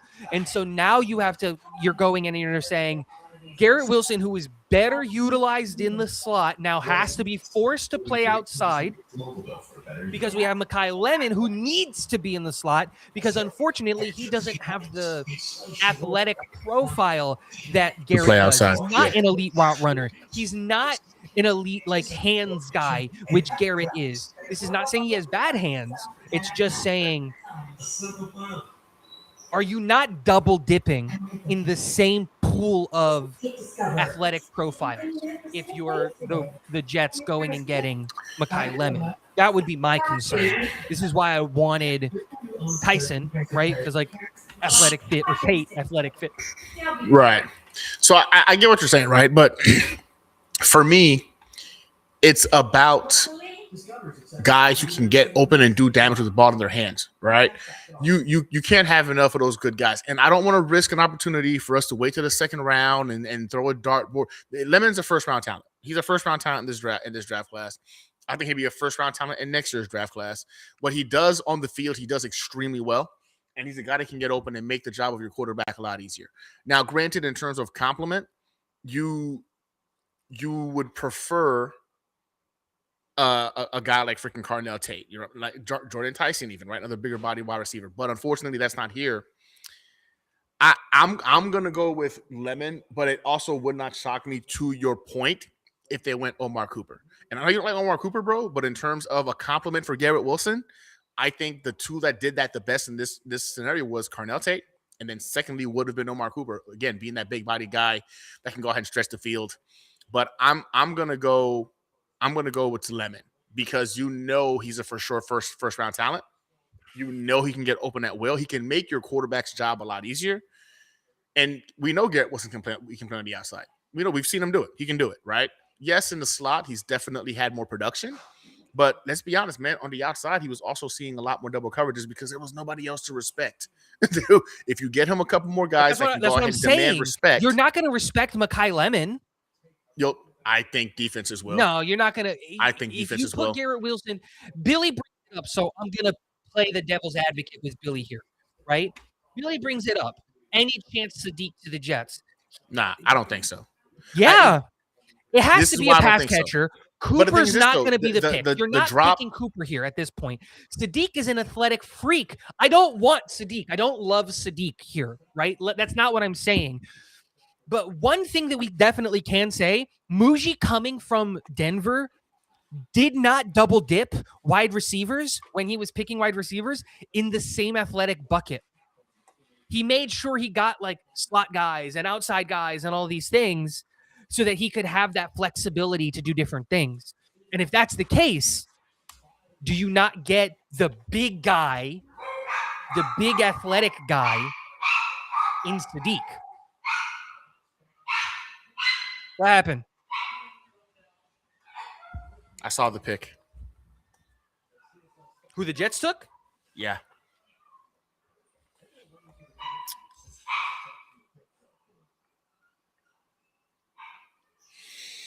This is a good pick for the Bucs. This is a good pick for the Bucs.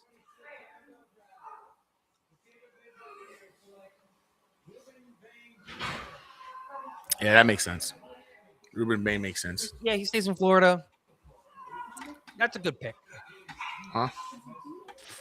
Short arms. He gets to play in a 3-4, so he gets to be more of a outside linebacker kind of guy. Oh, my gosh, bro. Oh, no. Okay. So it's not Lemon. We passed on Lemon. Yep. From your reaction, we passed on Lemon. Yeah. To get that reaction, we also didn't get Omar Cooper. Yeah. So in my mind, to get this reaction, is it the corner? Did we go Jermod McCoy?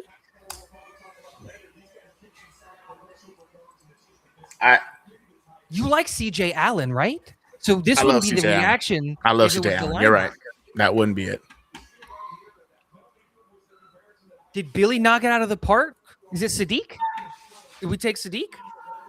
It would make sense with your reaction. Again, it also makes sense for the Jets. We don't have a tight end that we can really rely on as a number one tight end.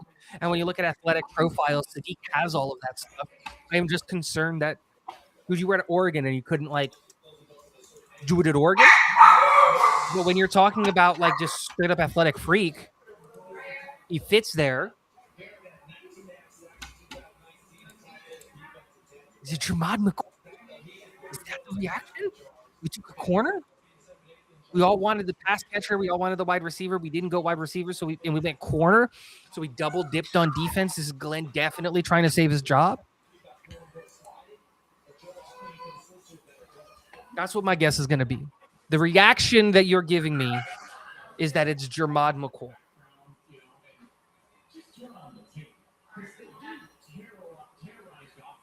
I hate that we both got to do this to each other.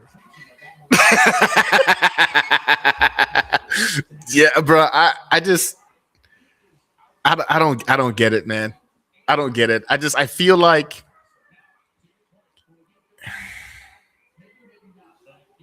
you'll see. I mean, I don't think you'll be this upset about it. I don't think you'll be as upset about it as I am.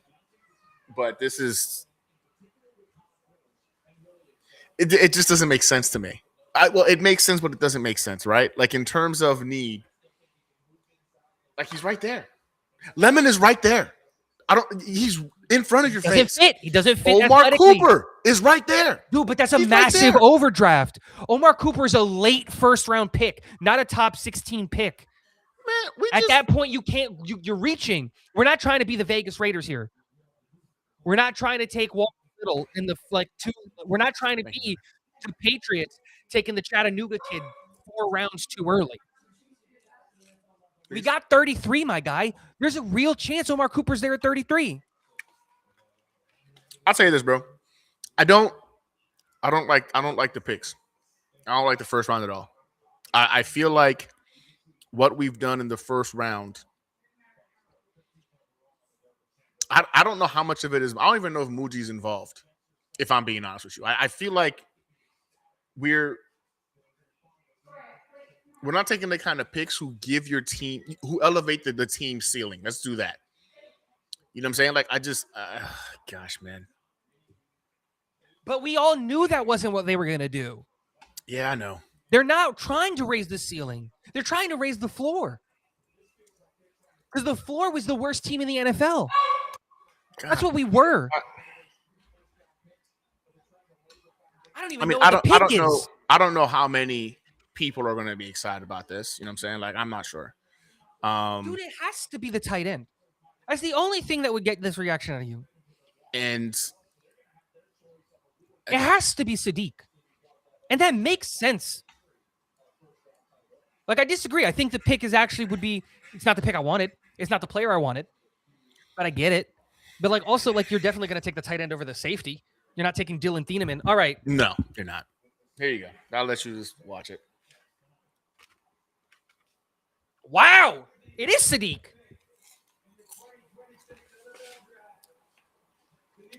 Oh, look at Boy Green on the TV.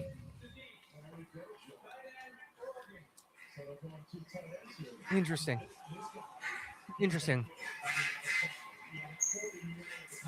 Dude, it makes sense.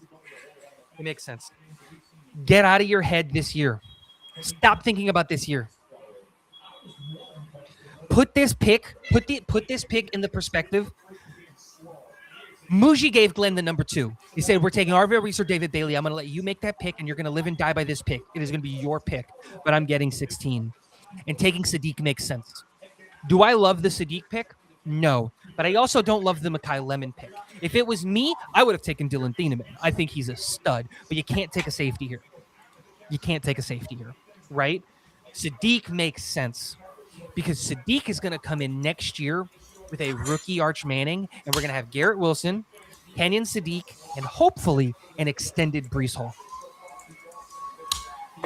And now you've got one of everything for your young guy, and next year's wide receiver class, you can go get Smith. Look, I None of these guys understand. I understand that people look at the athletic freak profile and they're blown. I get it, man. 4.39, 40-yard dash. It's impressive. For a man his size, that's impressive, right? What is that? 44-inch freaking vertical, 11-foot something broad jump. That he's 240 pounds. Here's my problem. 10.5% drop rate. 10.5% drop rate. Athletic freak, but he can't catch shit. That's a problem. Now, when he does catch it, it's cool. You know what I'm saying? He's got some impressive yak yardage. He's a yak guy. I get that. I will say I'll give him credit. I love his willingness to be a blocker. And he's not that bad at it. Yeah. You know what I'm saying? Exactly. He's not that bad at it. He's a good immediately blocker. comes in. He's wide receiver 2 and tight end 1 on this football team. Immediately. the inconsistency with his hands is concerning. And let's be honest, man, for an That's NFL fair, that's tight fair. end, he's what 6'3". That's an undersized tight end. He's not Not in he's the not modern like, NFL, unfortunately. I ah, want to agree with man. you because, like, statistically, like historically, you had to be like 6'4", 6'5". Like, I'm with you, but like the reality is that the average height of a tight end in the NFL right now is like 6'4". It's going down. It used to be 6'6", 6'5". Now it's 6'4", and getting smaller. I So- don't know, bro. The drop issues, his route running could use a lot to be desired. His size to me is concerned. I get it. I like Is he a this pick first over round Lemon. talent? I don't, man. I think I would have preferred Lemon. I would have been a 'Cause little you're bit more talking upset about if we went Lemon. production wise. Lemon translates way smoother to the NFL. Yeah, right? but we already have a guy playing his position. Right here, you're taking a guy who, yes, the athletic profile is just wow, right? I think he was like since like 19. Oh wait, 19? No, 2000, early 2000s, right? For a guy his size, 240 plus pounds, to run a sub 4.4. He's a freak, right? I saw comparisons to like Vernon Davis as being like his comp, which if he's Vernon Davis, then of course I'll be sitting here in a couple of years just laughing at how dumb this whole take was. But the drops are a real concern, man. Like No, when 100%. 10.5%, man, if you're struggling at the collegiate level with these things, you're going to be going against NFL caliber defenders who are also faster, who are also freaking stronger, as big as you are, making it more difficult to make those catches. And you struggle to hold on to the ball in college. So I think that for me is going to be something Which for us is to look at. wild because And- his and contested I'll say catch this. rate is good. He's got like a 60% contested catch rate. So he's a good contested catch guy. I think the reason you can make this pick is because it seems like a focus thing. Because the drops are happening in open field, not on contested catches. So if he's running open, he's more likely to drop the ball. But in the red zone, he's bringing him down like 60% of the time, which is insane because he's turning 50-50 balls into 60-40 balls, right? I don't know. I don't know, This man. is one of those I picks just- where it's just like, I get it and I don't love it, but I get it.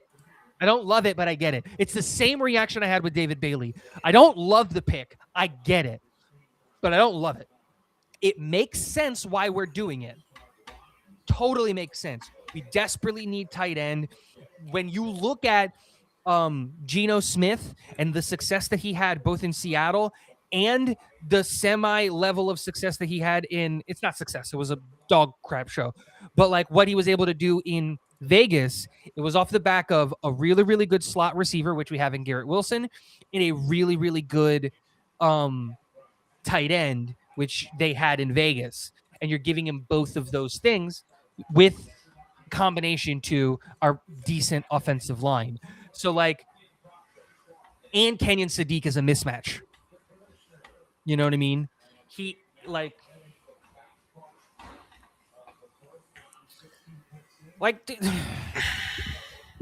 he's a big dude. I think like most Jets fans, we're going to find a way to convince ourselves we got ourselves a guy here, right? And I understand your logic in regards to you needed a big-bodied guy to complement Garrett Wilson. I 100% get that. And I was just talking about freaking first-round talents, which Kenyon Sadiq is clearly a first-round talent. That kind of athleticism and combination of size and speed is just unheard of. It just I feel like when you look at how he's built, he's not a traditional tight end, right? You're gonna have to get creative with him. Yep. Is he really an inline tight end? Like there's a lot you're gonna have to do to really get him going. And now we're trusting that Frank Reich's gonna be able to go ahead and properly utilize him. I saw somebody bring up the fact that they believe this is definitively a Frank Reich pick. I don't know, man. Sense. That makes sense. You think so? Yeah, you know, it makes sense. Yeah, so Kel says Sadiq is a Frank Reich pick, guys. Wow. Lions taking Blake Miller. Wow. offensive line for the Lions. It makes Yeah. sense. Makes sense. Yeah, Makes that- sense. Get the I don't hate trenches this right. pick. They need a tackle. They went and got a tackle. I get what you're saying, but I think that when you put it like we have to look at this in the perspective of the New York Jets, right?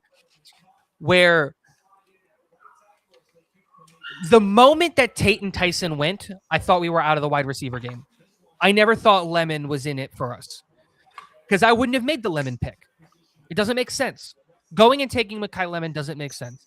And if you're lying to yourself in this idea that Garrett Wilson is an outside wide receiver at the NFL level, he can be, but it's the same thing that we had the conversation with AVT. Yeah, he can play tackle, but you want him at guard, right? It's the conversation that a lot of people should be having with Tittman. Yeah, he can play center, but you want him at guard, right? Where is he going to be best suited? And Garrett Wilson is best suited in the slot because he's going to be one-on-one and he's going to have the middle of the field, and you want him in the middle of the field. So congesting that spot with Mekhi Lemon never made sense. If we would have passed on Tate, if Tate was on the board and we passed on him for Kenyon Sadiq, I'd be upset. If Tyson was on the board and we passed Tyson for Sadiq, I'd be a little bit upset, but I would have understood because of the injury concern. But when you look at it, I get it. You already have your big blocking tight end in Mason Taylor. Get a guy who's going to be a mismatch of a weapon, has strong hands, can be a contested catch guy, and like you can play him in the block. You can block with him. Wow. Vikings, what are you doing?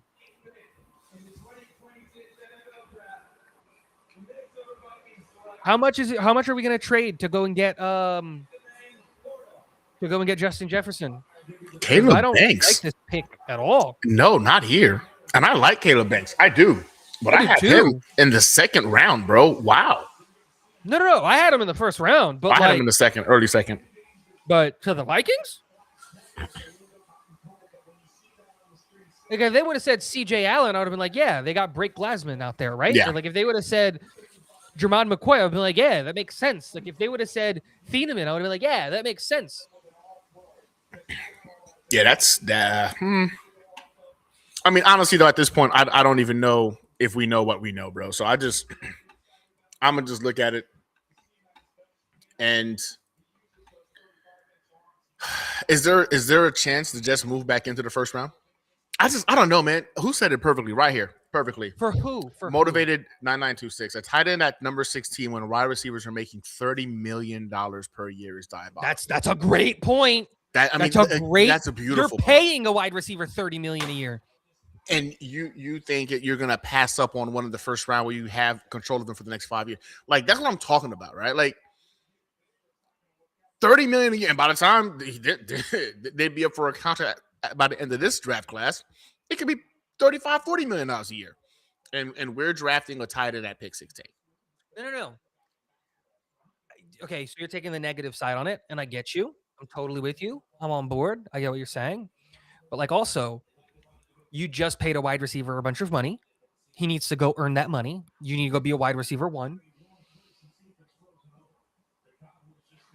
Oh my gosh, the Dallas Cowboys have traded with the Eagles. Mekhi Lemon? As you redefine what's possible, Lexus refines what you just This is probably No, the Mekhi Eagles came up.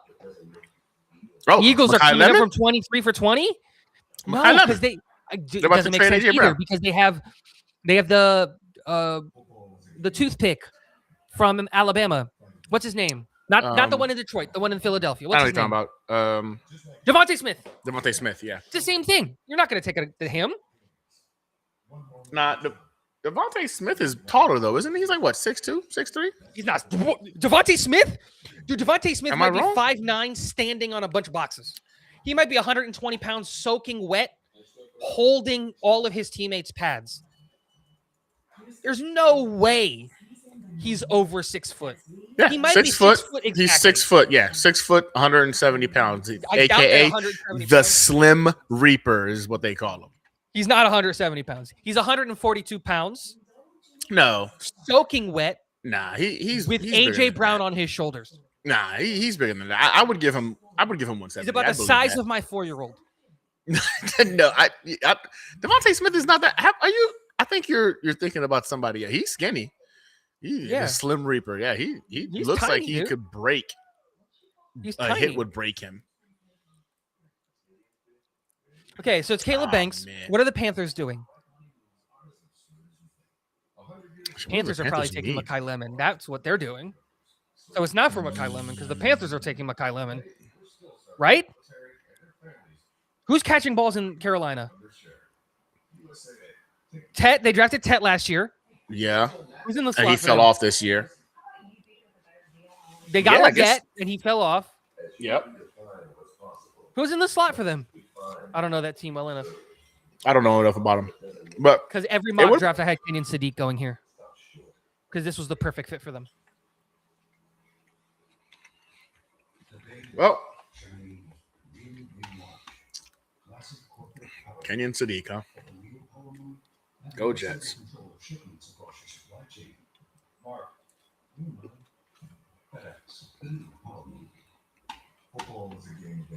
Oh, this is so interesting. What are the Panthers going to do?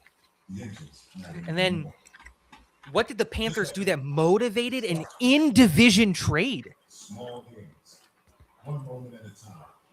Because the Eagles sent pick 23, pick 114, and pick 137 for pick 20.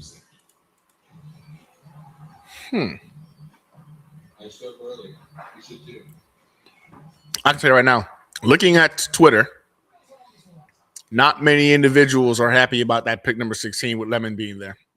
A lot of our fan base is pissed right now. And they, rightfully so. They should Yeah. be. No. They should be. On a surface level, this pick is weird. I just think that this is Mougey saying this is a pick beyond this year. I don't know how I feel about that, but it makes sense because I want Glenn gone.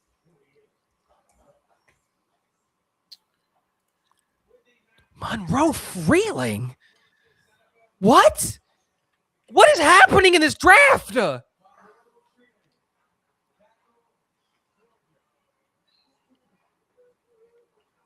What are the Eagles going to do?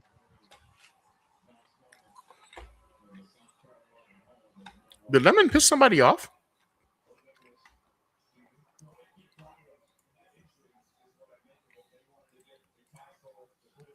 So it has to be Lemon.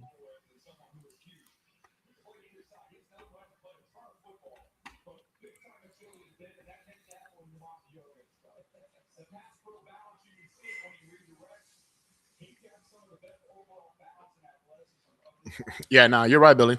He goes, don't feel bad about your pre-draft prediction. This draft was very hard to figure. The last two drafts, we knew what they do. This draft, nobody was really sure. Yeah, listen, nothing that we thought was going to happen has happened in this draft class. Like, I don't know how many mock drafts have 5 of these picks right so far. Like, I can't even think of one. How many of these picks have outside of Mendoza Bailey right? We have none. We have none. But in like right now, doing it as it was going, we got a couple. Oh, yeah. Yeah, we got a couple. But everybody's saying that the Lemon didn't interview well. So yeah, it that must I did be it, see. man. He did not interview well. Came off very, very much worse than Malik Neighbors and nowhere near as good as Malik Neighbors. That was the consensus. But I mean, you would think that the tape spoke for itself. It's a wide receiver, a premium position. Dude, you can't get toxic in there. Okay, the Eagles are on the board.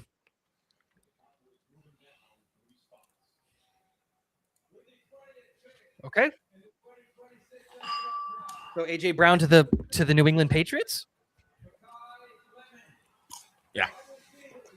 Like that's the trade that's going to happen. Yeah. Oh, 100%. 100%. Where did the Patriots pick? 31. 31, right? Yeah. 31 enough to get AJ Brown? Or is that too much? That should be enough, I think. Not that is it enough? It very clearly is enough. Is it too much? No, you're gonna have to give him up first for AJ. How old is AJ Brown now? 28, 29? Let's see how old this dude is. But again, Yeah, 28. this Good is call. where I get it. You're not allowed to criticize or to question the great Howie Roseman and yada yada yada and blah blah blah blah blah. He's the GOAT, whatever. This pick does not make sense to me for the Philadelphia Eagles. I get it. You're moving on from AJ Brown. You need to get a wide receiver. But he's a slot and you have a slot in Devontae Smith. This is the range in which I was starting to think that Omar Cooper becomes available, where you start thinking about it. Is this not the spot where you go and you start considering Omar Cooper, who is at least 6'1", 210 pounds? Like he's more prototypically built like a wide receiver, like an X wide receiver, where Devontae Smith is, as we've discussed, 4'4", 90 pounds. 4'4". Yo, 6 feet ain't nothing to laugh at. Bro, he ain't 6 feet. Yes, he is. I'm telling you right now, he he ain't 6 feet. If he's 6 feet, my 4-year-old, well, he's not 4 yet. My 3-year-old is 6'2". Nah, he's 6 6 feet, feet. Bro, I'm telling you, if you put my 3-year-old and him back to back, my 3-year-old's taller. I appreciate you for hanging out with us, man, while we're going through this, because this is tough. I'm not gonna lie to you. I'm not happy This with is a crazy draft. It's in this draft has been definitely nothing but shocking, I guess is the word. I think Ty Simpson going as high as he did is mind-boggling to me. But again, I digress. I called that shit 3 months ago. Pardon 3 months ago. I'm trying. 3 months ago. I remember I'm 3 months ago. Less. And I remember laughing. Called that 3 months ago. Silly. And I've been pounding that bandwagon. I was like, Ty Simpson to the Rams is gonna happen. Watch out. Billy's has a very good point. We might still get freaking Omar Cooper. Dude, I don't. Okay, this is gonna be a little bit of a hot take, but like, I'd rather Denzel Boston. If we can get Denzel Boston at 33, because he's like 6'3", 6'4". Yeah, I'll take either or. I want the big, tall guy. You know what I mean? But now we got Kenyon Sadiq. Maybe we don't need the big, tall guy. Maybe you just get the guy who's just like, average 6'6'1", which is what Omar Cooper is. He's a good athlete. Yeah, I think he's 6'1". Yeah. Like, interesting. This board is panning out in ways I just didn't. So now, okay, sticker shock. Mekhi Lemon's gone. AJ Brown's getting traded. Where's he gonna end up? He's not gonna. He wants to go to a Super Bowl team. AJ Brown's going to the Patriots. If you're Kansas City, are you calling? We know the Patriots are calling. That's guaranteed. If you're Kansas City, are you calling? And if you're the Eagles, are you trading him to Kansas City? Are you giving Patrick Mahomes that, knowing that you're going to have to face them in the Super Bowl? No, there's no way. If you're the Bills, are you calling? They don't have anything to offer. 26? Is that too high? Is that too much? How old was he? 28. He's 28? Dude, you got 3-4 more years of him. Yeah, I guess for them, it makes sense. So those are the three teams. It's the Bill, and it's going to happen tonight. Like, this is the reason to keep watching. Oh, dude, I'm telling you, I'll put money on it. I'll put the house on it, Gunny. AJ Brown gets traded tonight. AJ Brown, pick 32 doesn't happen, and AJ Brown is still a Philadelphia Eagle. My wife just heard me. She said I'm not allowed to bet the house on it, but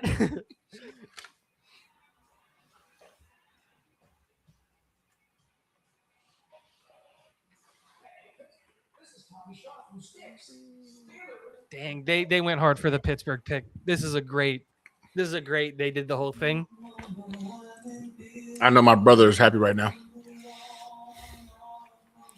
How do you sell out a stadium for the draft? That's wild to me.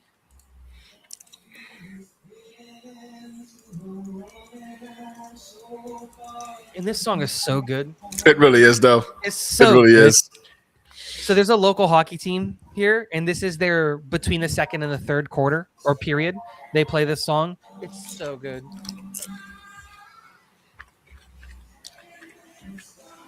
What do they do here? What do they need? Quarterback. Yeah, it's offensive line. It has to be. Who's left? That or quarterback. Yeah, that's a wrap. Nobody. So interior defensive lineman's gone. because you could have taken him. Can't do that. Oh, it's CJ Allen. Has to be. Right? It's CJ Allen. Actually, yeah. Yeah. Because no way they go like Aller or Nussmeier.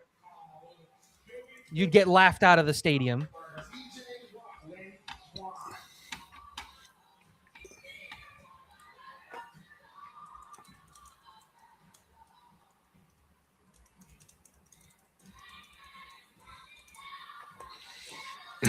Somebody said we traded Sauce Gardner for a fucking tight end that can't block. I'm like, nah, he can block. He just can't catch.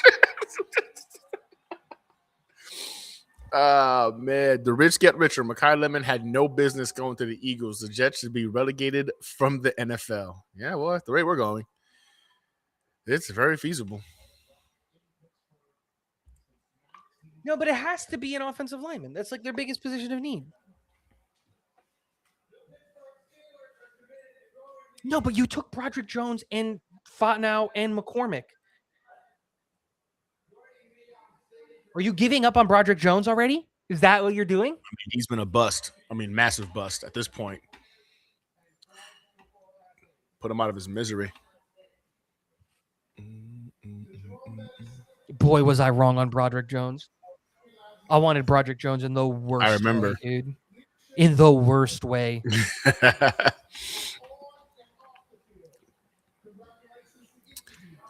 Oh, man.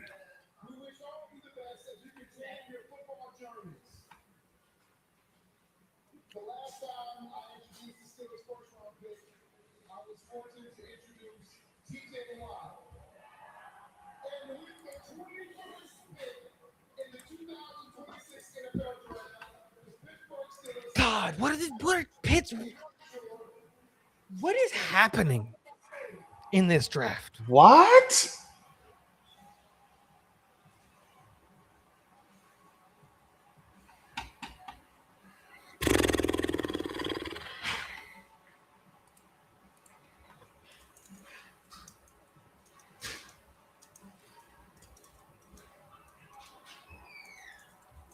Hey, Mir.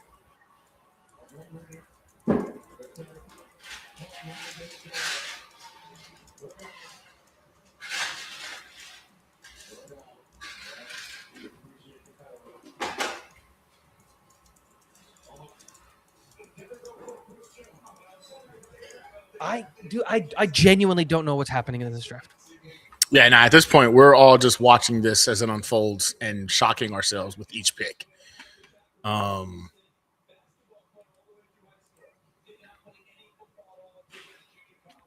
So Billy goes, only reason I didn't mock Sadiq was Gino doesn't tend to go to Titans as much. Well, he did with Brock Bowers. He loved himself some Brock Bowers last year. And that's really the only time I've really seen him really take a shine, I would say, for the tight end position. Maybe they're just assuming, you know what I'm saying, that this is a new trend for him, or Frank Reich's going to make him go to that dude. Or they're probably really going to go ahead and utilize Sadiq as their wide receiver too, man. Like, he's going to be the outside guy. He's a mismatch, dude. You line him up inside, bump him outside so that he's one-on-one. He's either one-on-one with a linebacker who's not going to keep up with him, or he's one-on-one with a corner who he's bigger than. He's bigger than. He's a mismatch. The only thing is, we just hope he can catch the ball when it's thrown his way. That's it. Just catch the ball. We know he can. Because his contested catch rate is 60%. Dude, he's an oxymoron. It literally doesn't make sense. How are you catching 60% of your contested catches? So you're better than the rest of the NFL and the rest of college when it comes to contested catches. So when there's someone near you trying to also catch that ball, you're beating them more often than not. But when you're just hanging out, got nothing but daylight, got nothing but sunshine and stars, you're dropping the ball 10%. It doesn't make sense. But Sadiq does really, really fit what Frank Reich is trying to do with an offense. That is, I think, the big piece that we're not taking into consideration. Glenn has to get this defense to work better. There's a reason we went for Frank Reich, because Glenn can just shut down and just say, I don't care what the offense does. That's going to be Frank Reich's job. I need to get this defense to work better. That's why he went and got a defensive coordinator who's never done anything legitimately in his life as a defensive coordinator. I don't think that was by choice. He was told, I'm not going to be paying one of the big boys. So Robbie Sabo is not happy with our draft thus far. And I'm going to quote this one, man. Robbie Sabo, and I quote, another theme, the great organizations and coaches simply do not step on a rake when gifted the best player, i.e. Reese and Moaga to Harbaugh, Loan to Baltimore, and Lemon to Philly. Yeah. Like I really feel like we were overthinking this draft, especially when you're talking about a draft that doesn't have that top tier talent. I don't know, man. This again, I'm hoping I'm proven wrong. Like I truly do hope I'm proven wrong. But if you had told me, But this is why you can't let a staff who is cornered and in a hot seat and fighting for their jobs make these picks. That's what happened. That's what we saw. Let me be very clear. I'm not happy with either one of these picks. We passed on Arvell Reese. We didn't make any moves because we weren't a team. Akeem Messador to the Chargers. That makes sense. That makes sense. That makes sense a little bit. I don't hate that. I don't love it, high. but I don't hate it. Yeah, I think that's a little bit higher than but I guess. No. This is right in his range, in my opinion. Wait, is he Haitian? I think so. Hey, ça passe, mon cher. He is Haitian. But I mean, I still think it's too high. This is the problem. You let a staff that was cornered, knew that they were fighting for their job, knew by the fact that Frank Reich is hired that this team was prepping for him being fired week 8. Glenn is going to be gone by week 8, and we have a guy who's been a head coach before, so the team's not going to fall apart and just go into nothingness, right? Because that's what happened when we fired Salah. The team went into nothingness. Everybody got upset. Quinnen wanted out. Nobody was happy. Brees got on Twitter. Somebody needs to get on Brees's phone and delete Twitter from his phone. Shouldn't be allowed to have Twitter. But like everybody started BSing and all this because we didn't have a head coach. We didn't have a leader. We didn't have anything in the building. And so this is the problem. You had an opportunity to get Arvell Reese, who is a stud, but nobody trusted this staff to go and put in a scheme and develop a system to go build it. And that's why they took David Bailey. We're already seeing tweets. Now, whether it's true or not, I don't know. Joe Blewett is apparently having a big fight with this guy who basically put out a tweet saying the reason the Jets went Bailey over Reese is because the GM doesn't believe that the coaching staff is going to build a system. That's what he's hearing from inside the room. But also, dude, you don't have any sources inside the room. Nah. But again, logically, that makes sense. Football is a game of inches. Oh, we got Kenyon Sadiq. Hold on, let me go ahead. Just like any fight, it starts with showing up. Small units. Ah, brother. And when you add up all those inches, that's the difference. So Kenyon Sadiq sharing how he feels about being a Jet. I spoke earlier. You should do.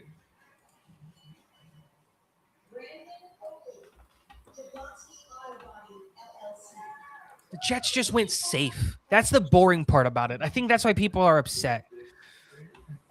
Kenyon Sadiq is a safer pick. Can't hear that.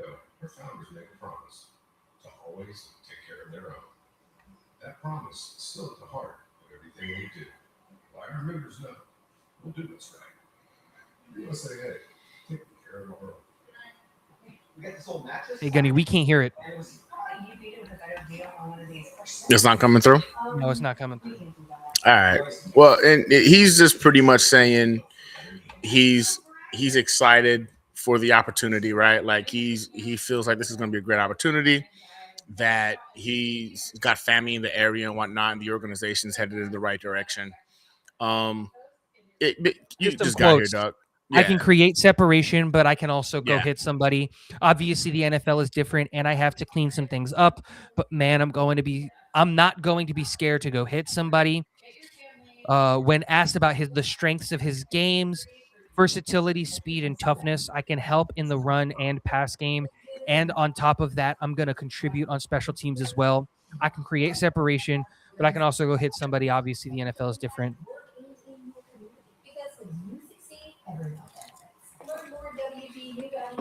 On a different quote, coming right out of McVay's mouth, because they did their post-draft interview already, he's competing for the backup spot. He said there's no chance he sees the field. He's not out there to compete with Stafford. He's out there to compete with Stetson Bennett. He can compete for it all he wants to. He's probably going to lose that too. No, Stetson Dude's Bennett's been horrible. competing for freaking 6 years in Alabama and couldn't freaking again beat anybody. So he finally won out when there was nobody to beat. Like I said before, talk about throwing away a pick, but that's all good. You know, the Rams have a philosophy, man. It's fuck them picks. What are the Cowgirls seen doing? Did they move up again? No, they traded back. This is their pick here. But what are the Cowgirls doing? I didn't have this guy graded this high. I had a mid-second round grade on this guy. Who is it? Malachi Lawrence, the edge rusher out of UCF. I don't even think I watched anything on him. I did because I'm here in Orlando. Like I went to UCF for a little bit. Oh, Like so I got you. I'm happy like that. Like I think he's a good player and all, and I was hoping for good things for him. But in the first, like, congrats to him, dude. He got paid. But like,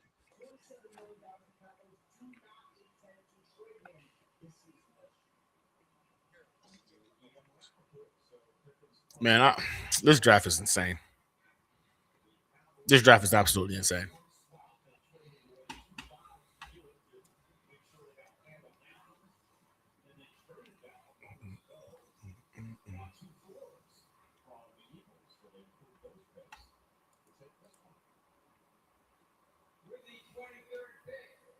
bro, were you a Gruden guy? Yeah. So you wanted Gruden instead of Glenn? Oh, 100%. I'm gonna send you something. I think it's on X. I just sent you a post of what Gruden just had to say about our New York Jets.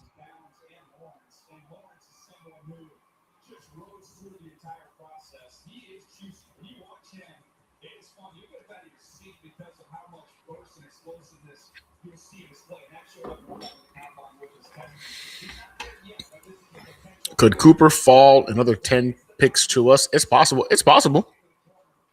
Especially because now you're in that range where wide receivers are all a crapshoot. Yep.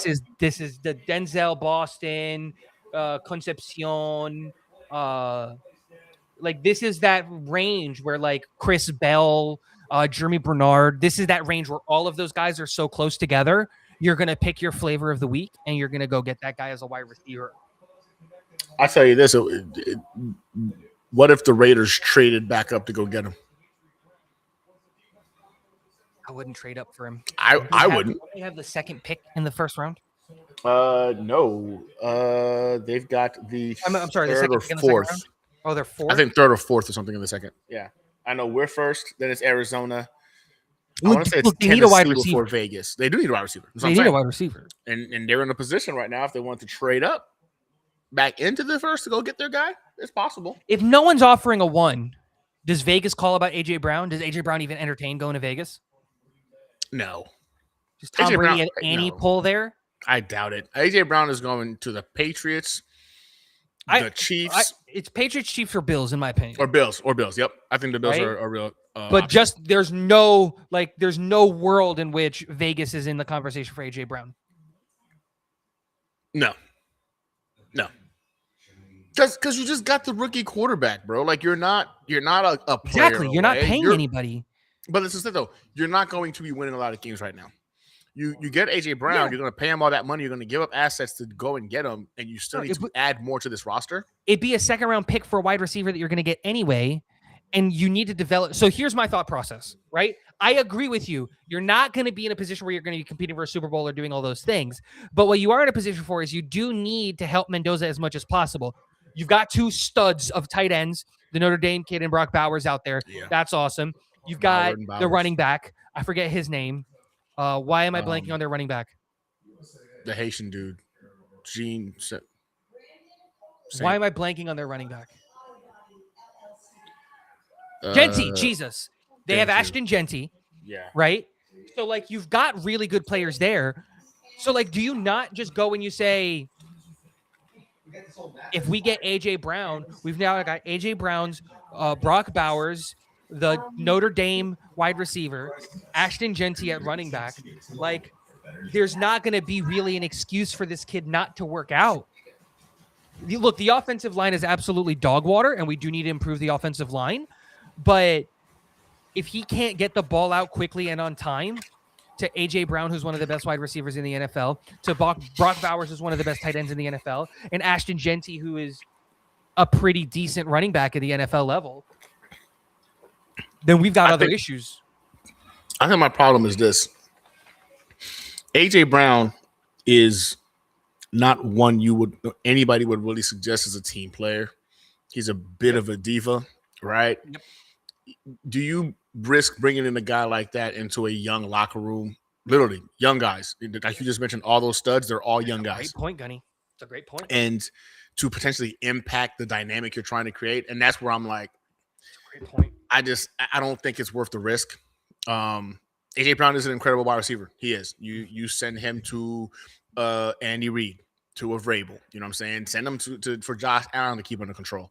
I don't think you send him there for your rookie quarterback to have to try to go ahead and control, or your superstar tight end to go ahead and try to control.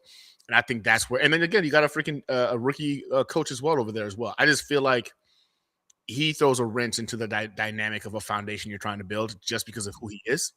And how he acts on the sidelines, how he talks to his players. You see it all the time with the Eagles. He's getting into the coach's face, right? So, yeah, I think this is a guy whose me attitude needs to be checked, and you don't send him to a team like the Raiders. You don't give up assets to bring a guy like that. So I think it's Chiefs, Bills, or Patriots.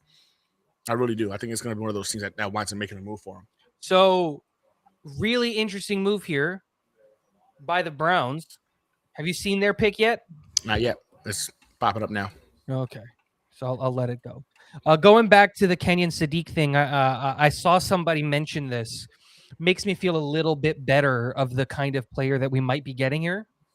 And they said the best comparison that a lot of people have, like if you want like an established pro and like a guy to think about historically, Vernon Davis.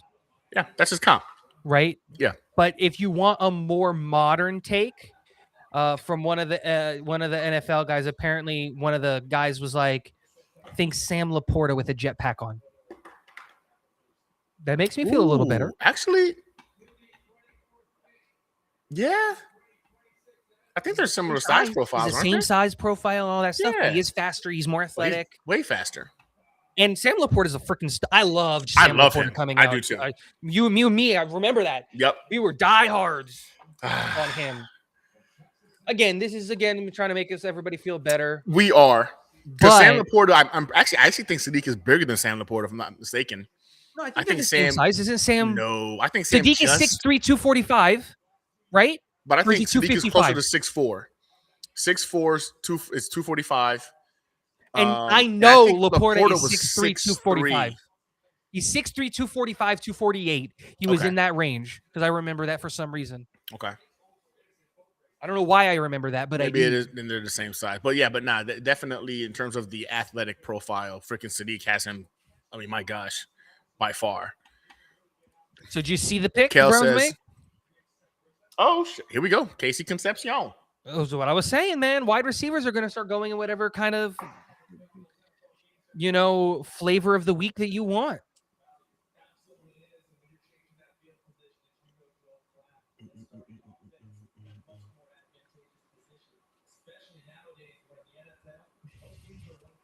Saying this right now, the Cowboys should take the Bears should take Dylan Thieneman.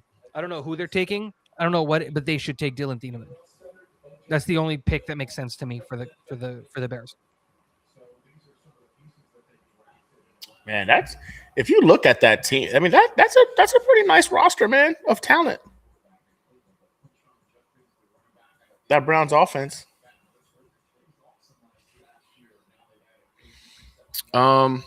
Kel goes, Sadiq and Taylor on the field at the same time creates mismatches. This could be the thoughts of right. I mean, it could be. It could be. And Sadiq right now is going to be more like a weapon. I think And I'm not comparing the two because I think Brock Bowers was on a whole other level. Yeah, right? that's not fair. Don't do that. It's not fair at all. Don't But do I'm that, referring to the weapon moniker that we were putting on Brock Bowers, right? He was undersized. We were talking about how, like, in college he was able to go ahead and do what he could, but the athletic profile wasn't actually there. But Brock Bowers is one of those guys who's just, as they would say, built different. He didn't have the physique for it, but he's got the mentality for it. Can Sadiq be one of those dudes that takes the physical gifts he's given and attaches it to the kind of mentality that makes him a dog at the NFL level? Could he be really the next Vernon Davis? There's always a what if, right? Like, this is the draft. Every one of these guys are lottery picks. I'll just say this. I don't think it's fair because Brock Bowers was truly a generational tight end, right? I'm But only referring also, to the size, the size comparison. Sadiq is bigger. Like bigger, not bigger. Well, yeah. Physically They're just both bigger. like 6'4". They're both 6'3", 6'4". Yeah. But what I'm talking about is Sadiq's got 10, 15 pounds on. Does he? Brock Bowers was like 239, 238. Oh, Brock okay. Bowers is light. Yeah, he was in his 230. That's one. Yeah, that was one of the things I was saying. Like, he was too light. Yeah, He was he's in 230. light for a tight end, right? And that's not me dogging Brock Bowers. Just said No, not at all. generational. Brock Bowers He's the only is a generational freak. tight end I've seen in a while. I did not give that to Pitts and any of the other guys. No. And he proved us all right. That guy's a stud. And like you said, he works and he does all those things. But I don't think it's fair to do that comparison to Brock Bowers with Sadiq at all, and any of that stuff. Like, again, I think a better comparison is Sam Laporta, because all of the things that we're talking about is what the knock. Yeah, listen, Sam Laporta. I And want to the be only clear. I reason was not that comparing Brock Bowers or the production being even it's not remotely fair. possible. Not even remotely possible. Brock Bowers is, as you stated, is the only generational tight end we've seen in a very, very, very long time. In terms of their size profile, they're being undersized for the tight end position, right?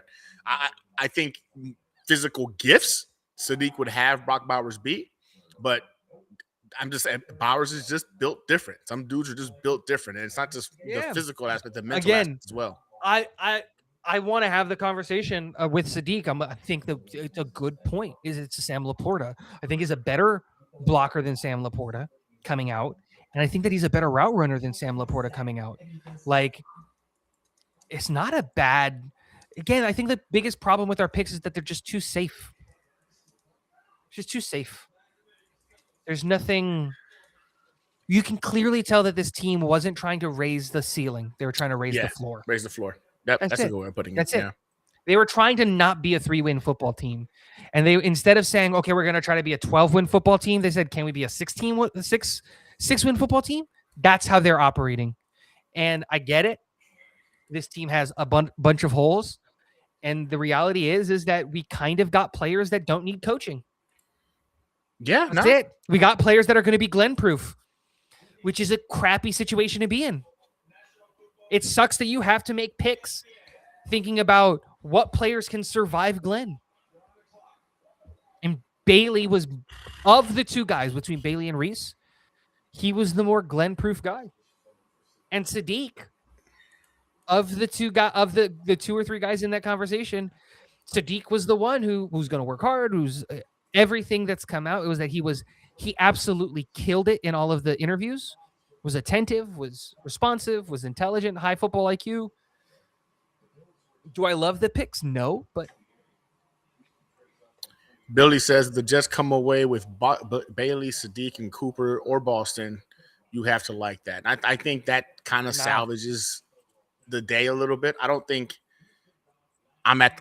like is the word I would use, but it salvages the freaking draft a little bit. You got to come away with a wide receiver that's going to help this offense. Pass on the wide receiver entirely. You can't, bro. You can't. DeMar, I hate our picks, man. Now I'm with you, man. I'm not at all happy about this. The I don't selections. hate them. I don't love them. I wouldn't say I hate them. I'm not happy with them. Right. I had a feeling Bailey was going to be the guy. Right. It was either Bailey or Reese. I thought it was going to be Reese. I would have bet the house on Reese, and I would have lost the house. But it's like Tigo says, man. They're not trying to raise the ceiling of this team. They're trying to raise the floor of it because Reese raises the ceiling of the team. Lemon raises the ceiling of the team. The Great White Hope DB Dylan Thieneman to the Bears. Oh, they got him. They got the Great White Hope. Dude, what is it with white guys playing DB again? Hey, listen, I and love they're it, doing it dude. well. I'm loving it too. Hey, Dude, they're doing I it love well it. too. There he is. I think somebody just mentioned. I think it was a Jesse. Yeah, Jesse says just to try and trade back into the first round for Thieneman. Yeah. Well, he going now. Oh, we got a 4.35 trade. 40. Golly, What? he ran a 4.35 40. That boy fast. Dude, these white boys can freaking move. Yeah. Okay. I see you. I see you, Dylan. The Texans and the Bills have made a trade. All right. What wide receiver The is it? Texans moved up with the Bills. The Oh, Bills Texans will moved up? get pick 28, pick 69, and pick 167, while the Texans get pick 26 and pick 91. The Texans have moved up 2 spots to get in front of the San they Francisco going for? 49ers. Is this CJ Allen? Because he's still available, right? No, there has to be offensive line. You got in front of San Francisco to get an offensive lineman. There's no way this is an offensive line. If this is Who's anything left? but offensive line, I have no idea. I have to go look. If this is Who's- anything but offensive line, fire the G. Don't let him. Just Caleb Lomu, the Texas tackle out of Texas. I'm sorry, out of Utah. That's probably who it is. I feel like this dude and Caleb Williams are going to go ahead and fight of who has the prettiest suits. They're just giving me that vibe. You know what I'm saying? Like, who's got the prettiest suits? Maybe it's a guard. Is there a guard that's available here?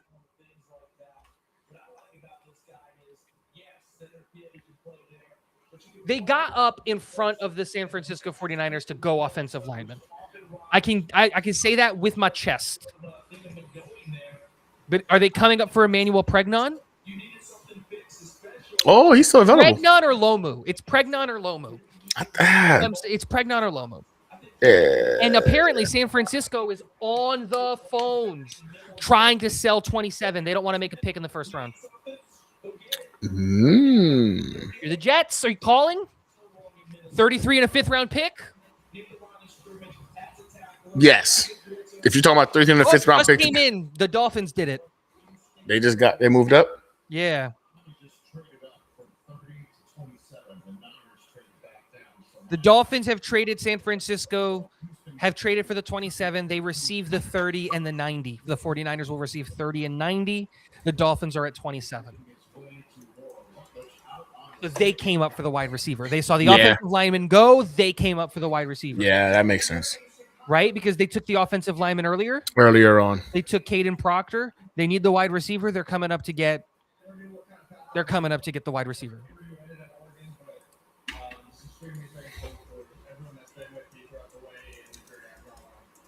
You grew up idolizing his safety and studying him and son, but people here know well in Troy, Colorado. Dude. What traits do you bring to the table? How is AJ Brown still an Eagle? I don't like this. I told you, I'd be surprised. I'd be surprised if it happened tonight. But there's still about 7 more picks.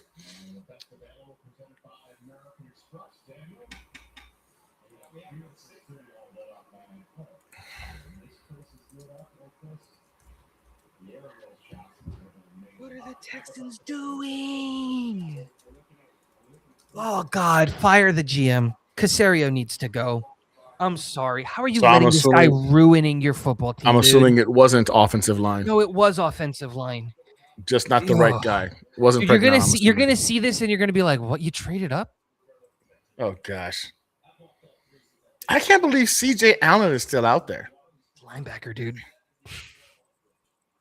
You know what? Falk. I think Falk is going to the Dolphins. The edge out of Auburn. He's still on the board. Need a wide receiver, dude. They need everything, Doc. They need everything, and I think right now they're working on the trenches because they've Look at already the gone look, offensive look at line. your TV. What? Who? Why? Why? You traded up What? for Rutledge? Look at him! Look at him smiling.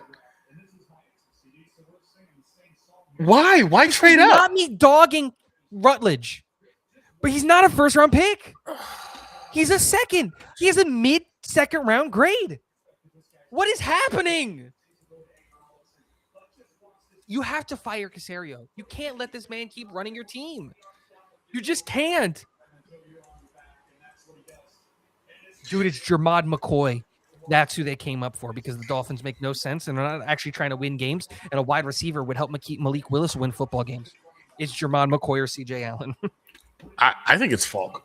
I'm pretty positive it's going to be defense. And I'm going to go with Falk, man. That big-bodied freaking edge, 6'6", 270 freaking pounds, man, with those freaking ridiculous gorilla arms.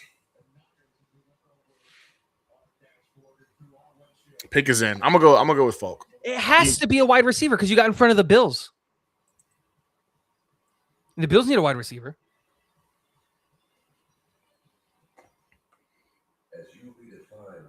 So then But this is a screw the Bills pick, right?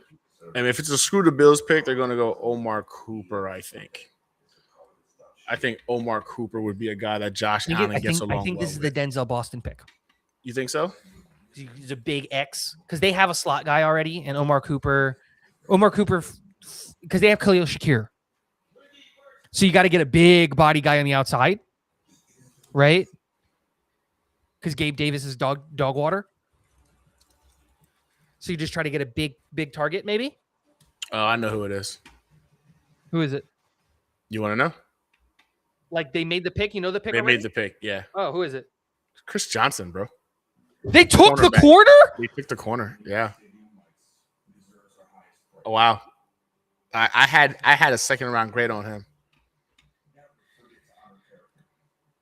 Wow. I did too. Yeah. Wow. So they just get Washington or Boston. I'm sorry. That's what the Bills have to do, right? I mean, at this point, it's going to be Boston or Cooper.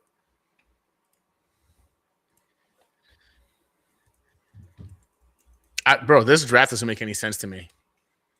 This is the Dolphins tanking. That no, That has to literally, be it. because these players don't help them win games now. No. But it will help them win games in 2 In or the 3 future. years. In the future. And it's 'cause brilliant. It's brilliant. You If love you're Chris Miami, Johnson's athletic profile. Like, the dude's a freak, right? You You're sell gonna Malik be- Willis to your fan base, knowing Malik Willis is a bust. Yep. He's not going to work, right? And then you go You draft your guy don't help next him year. at all. At all. You got an offensive lineman out of position, because he's probably going to play guard. So he's going to have to learn how to play guard. And then you got a corner, and you need a corner, and you need a guard. But, you have 0 people who can catch the ball. And, so you're just going to run the ball? You're just going to run the ball all year? Bro, Chris Johnson. What is this first round? Bro, What is happening? I'm baffled as to how this draft has gone thus far. But at least it's exciting because, again, you looked at this draft and there wasn't a lot of ooh, that's a shiny toy I want to add to my team. There's pieces you wanted to add because you need pieces on your team. So the way they're changing it up, man, and keeping us on our toes, this has been enjoyable. Not what we expected at all, but enjoyable. Yeah, even he's like, "What is this first round? What are they doing?" We don't know, What is Jesse. We're anybody just doing? as baffled as you are. To see some of these trade ups for guys who would have legitimately been where they were at, you're giving up assets to move up in the draft where you didn't need to give up assets for. It's crazy to me. If I'm the Jets, And- I'm calling San Francisco. Yeah, I would too. At this point, get back in there and go get one of those wide receivers again. Nah, Whether it's, they're not going wide receiver. I don't think they're going Stop to either. minutes. They're not But going wide I receiver. can hope. But I can CJ hope, bro. Allen, having that 5th year on CJ Allen, Yeah, but Jacob Rodriguez is going to be available in the second round, though. yeah, but you want the 5th. You want the 5th year. Control, bro. Yeah, that's a good point. No, but you can't go another undersized linebacker. No, You that's can't the do thing. that. You can't. do Like, that. I like CJ Allen, but you Dude, I would also like just straight up, I would seriously at this point, like if it only costs you like a 5th round pick or a 6th round pick, I would go get like Avion Terrell, the cornerback out of Clemson. yeah. Actually, yeah. Like I because he has think because he's falling this far because of the injuries. He didn't play last year because he was 100%. hurt. And if he played this year and he played the way that we all thought he was going to play, what we saw from him 2 years ago, obviously not last year because he didn't play last year, you're talking about a top 10 pick.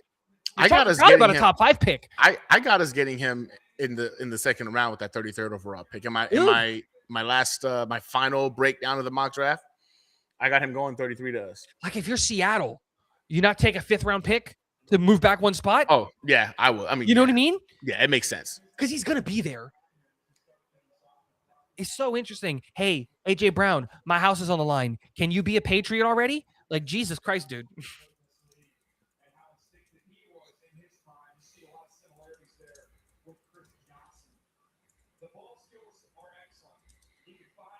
You got a pass catcher. People got to stop. I don't think we're going to get Hey, another pass catcher. let us dream. Just let us dream. No, You're it's a probably bad right. dream. It's a bad dream. Smith comes out next year. We have 3 first-round picks. Can we get the quarterback and the best wide receiver since what's his name in Arizona? Who? What's the kid that went to Arizona? Marvin Harrison Jr. Oh yeah, Wide yeah. receiver since Marvin Harrison Jr. Smith coming out next year. Oh yeah, Jeremiah Marvin Smith. Harrison. Jeremiah Smith is that dog, dude. Actually, I Bruh. like Jeremiah Smith's ceiling a little bit more.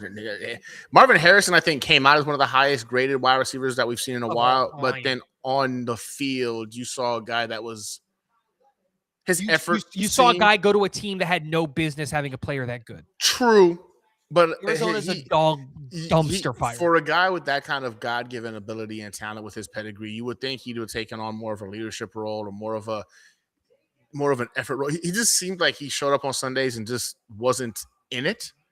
I don't know how to explain it. No, I know exactly what you mean. Yeah, and bro, my thing is I want to see his grade coming out of college will be forever that he was a generational, one of the best wide receivers we've ever seen. And he's not living up to that hype as a pro, totally. But I do want to see what he looks like with LaFleur. Because now they have an offensive evil genius. And once they get the quarterback, when they put those two together. Well, the Patriots traded. Here And they goes the took wide offensive receiver. lineman. Did it?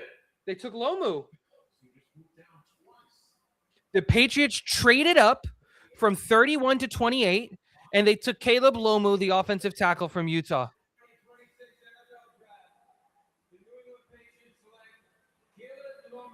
Wow. The Patriots gave up pick 28. They got pick 28, and the Bills got pick 31 and pick 125. The fact that you're willing to trade with the Patriots, I don't know. The fact that Brandon Beane just traded back twice.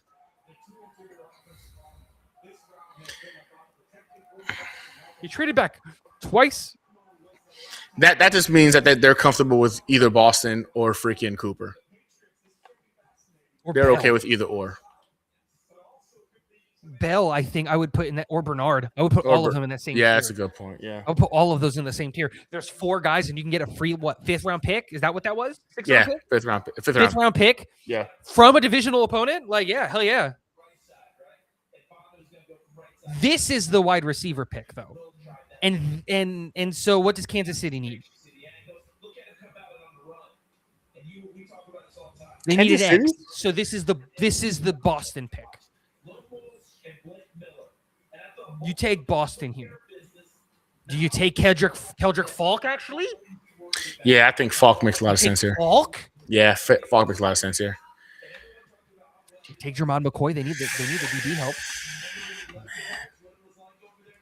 It's going to be Falk or Boston. Those are my predictions. And the Chiefs have made their pick. It's in. It's Falk. Yeah. No. I'm just saying the pick is in. So there's not another trade.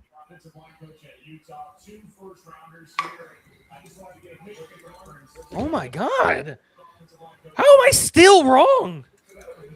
Oh, wow. It makes a lot of sense for them, though. But I don't love this pick. I think this is too high for him. Do you want to know? Yeah. Who is it? Clemson's defensive tackle, Peter Woods. Peter Woods. I love Peter Woods. I do, but yeah, second rounder. He fell off last season, bro. He fell off last season. Another guy that I actually did at my final breakdown that was going to be a guy that we added to our defensive line in the second. And again, it makes a ton of sense. It does. You put him next to Jones. Dude, I'm telling you, if you're the Chiefs, you have to be calling the Giants about Kayvon Thibodeau. Third, fourth round pick for Kayvon Thibodeau. Dude, it makes a lot of sense. It makes sense. I don't because he's on his 5th-year option this year, right? Did they execute it? They had to because he and Jermaine Johnson are on the same. Yeah, so they must have executed his 5th-year option. Mm-hmm. They did.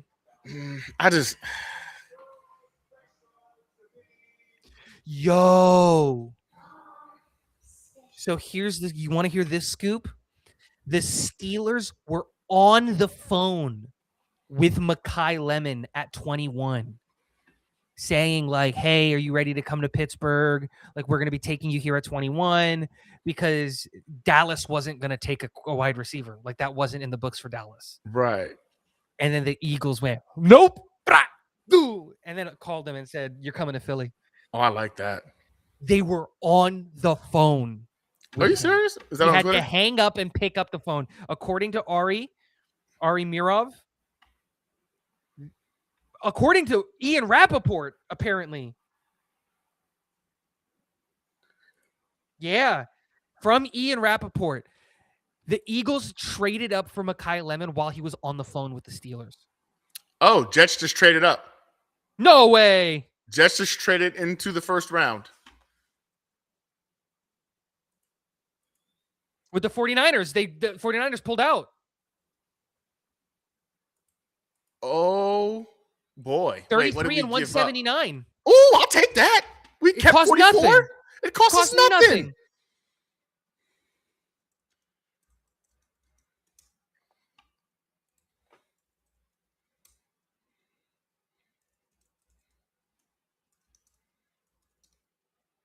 Okay, get off the phones. Yeah. Everyone off the phones. Everyone off the Twitter. Nobody look at it. So who nobody are we look getting? at it.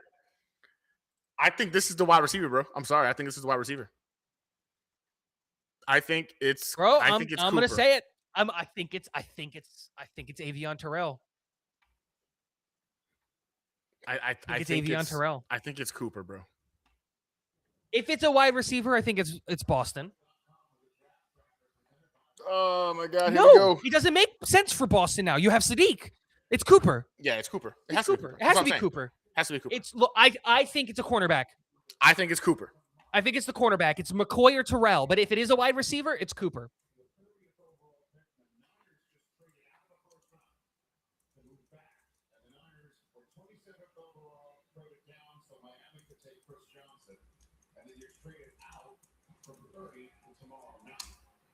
Jets are moving back in to take the third first round pick shortly, but the second first round pick of the Chiefs is coming up right now. This was originally the pick held by the Rams, who sent this to Kansas City. And then we leaped in front of Buffalo to do it too. Yeah. It's receiver, bro. No. It's It could because they also need a DB. Like they also need a DB. Look, my whole thing is this. You already got a pass catcher, and I think we focus way more on like, oh, you got to get a wide receiver. No. I don't think that's how NFL teams operate. They operate like pass catchers, weapons, and all of that stuff. So if you get one, you've already got it. But that being said, Omar Cooper would be a great pickup here. I'm not anti Omar Cooper. I know I'm you're just not. saying because we got Sadiq, I think that we might pivot away from pass catcher. But like, dude, this is really interesting. It's just Oh, I three s- first-round picks. Yeah, and we'll have 3 next year as well. Yeah. I'm telling you right now, I'm putting the house on it. Jets, we're getting Cooper. It's Cooper. No, it makes a ton of sense. It's got to be You're Cooper, trading bro. up, getting in front of the Bills who need a wide receiver. It's got to be Cooper. It's probably going to be Cooper. Come on, be Cooper. And it's what, for a fifth? For a 179 fifth. was a fifth, right? It's a fifth, So yes. it's nothing. That is For 5 years, it's gotta 7 be years Cooper. of control on a wide receiver. Like, it makes a lot of sense. Come on, Coop. And I like Cooper. I do like Good Cooper. size, good athlete, good Good movement, hands. 6 foot, 205.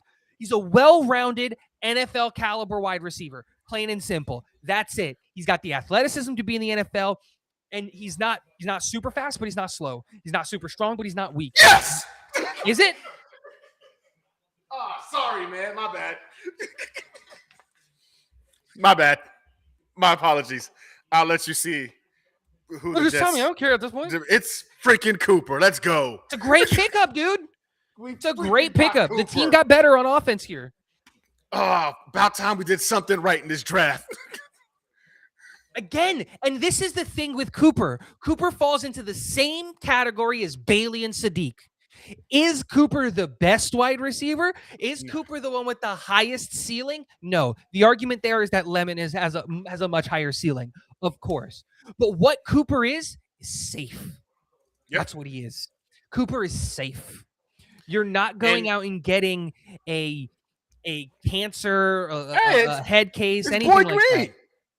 What? Boy Green's on the TV. Yeah, he's in the. He was holding the card. He's on Twitter. Oh, snap. Yeah. Again, it makes sense. It falls right back into the conversation of we're not raising the ceiling, we're raising the floor. Yeah. That's it, and that's what Omar Cooper does. But I'll tell you this, So though. Sadiq This does, that's what lets Bailey me does. know. This lets me know that the Jets are already waiting for next year.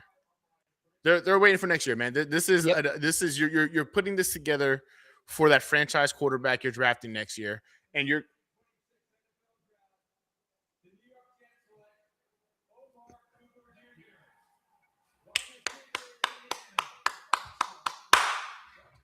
Welcome to the squad, Omar. a good pickup by the Jets here. Yeah. It's a smart pickup. Yeah. Yeah. Again, This is one and you pick got I in front can of the get Bills behind. to do it. Yeah, And the that trade made is me with even happier. the trade is with a division like on the other conference. Dude, it's a smart this move. is a smart move. Is And the it- is Bills it are the best probably sitting move there possible? like, Is it- damn it. Nope, it's not, but it's smart. I It's think Terrell's intelligent. still in the fold for that 44. I really think that's still a possibility as well. Well, absolutely. If he makes it that far, Appreciate you, Packer fan. You have a good night. if he makes it Yeah. that far, for sure. What up, Vero? What's going on, brother? We finally got a At that point, guy I'd that rather have I'm excited Rodriguez. about. I'll say this. I will say this. By getting Cooper for me now in the first, that Sadiq pick sits a lot better with me. It makes It a lot is. more sense. Because to me, you could flip it either or. I don't really care. If you had flipped it and done it, I'd have been happy with the Sadiq pick here. So you brought me Cooper, who I was okay with at 16. I'm happy here. So I feel like is this an all-time draft? No, I think this is the like you said. This is the most mid-draft of mid-drafts. This is the most. That's the word for it. One of the most mid drafts we've experienced with the New York Jets. in None quite of some these time. guys, we're not going to remember any of these guys. No, unless they 10 surprise years us. from now, and they Bailey, become some- Sadiq, and Cooper are all going to be trivia. Oh, 100%. That's it. That The 2026 Jets had NFL the draft. Jets in the 2010s had 3 drafts with three first-round picks. Can you name the 9 players that they took in the first round in 2022, in 2026, and then in 2027? Like, that's going to be the trivia question. 15 years from now, that's going to be the trivia question. Can you name the 3 players that they got in 2022? Is it 2022 or 2021? 2022. I think it's 22, right? In Yeah. 22, 26, and 27, the Jets had 3 first-round picks. Name all 9 of them. Ooh. Tennessee trades up. Buffalo's out of the first round. Well, we just took their guy. This is what happens when you take their guy. I really believe that Cooper was going to be the pick, man. I know Boston works as well, but I think Cooper made the most sense. Um, I And here's the thing, dude. It's also future proofing because next year, Arch Manning comes into this football team with 2 wide receivers, 2 tight ends, a running back. Hopefully, if we can extend Brees Hall, like it's say And what you want. 3 this first-round draft has picks. been very good for setting up a quarterback next year. If that's the way you look at it, yes. When you put it that way, you're looking at it in terms of setting it up for the future. Yes, right. While also elevating the floor of what this team can achieve. I'm excited. It opens up next year because now you don't need a wide receiver next year. Those Those 3 first-round picks can just go get Arch Manning. That's it. If whatever it is, we need to go trade win them 6 all up games to move and go get Arch Manning. And that Tennessee pick is in. Yep. Who'd you get? Who'd they get? Fire Glenn by the bye week. Do everything you can to go get an offensive mind. 100%. Draft Arch Manning. Trade up to go get Arch Manning and go win football games. And go win football games. Go win football games. Oh, McCoy is still there. You're not. I can't believe McCoy.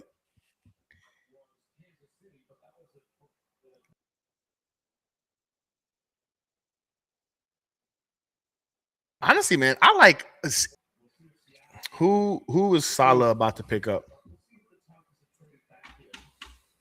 Falk, guaranteed, beyond a shadow of a doubt. Actually, yeah, you're right. You're right. It's Falk.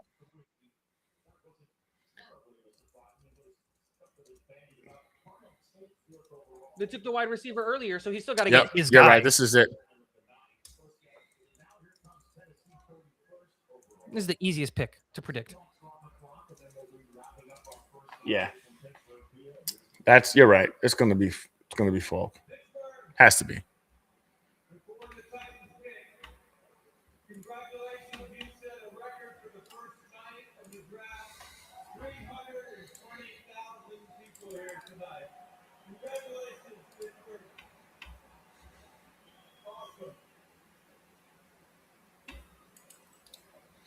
Yeah, that was the easiest prediction on the face of the planet. Yeah, that's too easy to figure that one out. That was the easiest prediction on planet Earth. Oh, Came up man. for an edge rusher. Of course he did. What a surprise. He did in year 1 with us. He's going to do it year 1. Do it yeah. Come on. I guess he didn't learn. He didn't stray too far away from what he used to do with New York.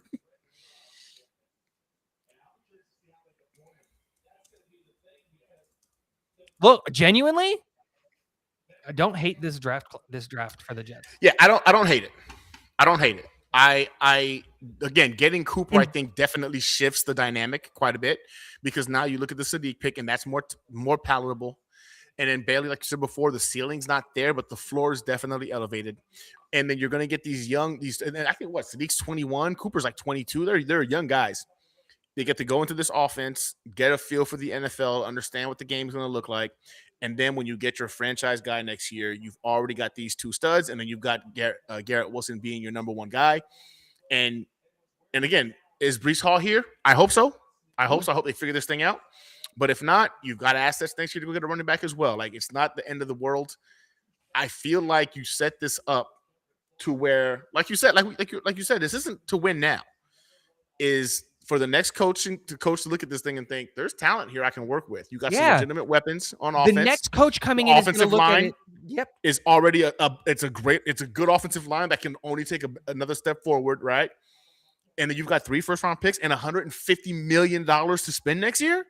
And I think the craziest part about all of this, right, is I think not the craziest part, but I think the part that like we haven't even brought up at this point is, again, it's showing why when Glenn gets fired, Mougey will stay. That's the big thing, right? Glenn is going to get fired.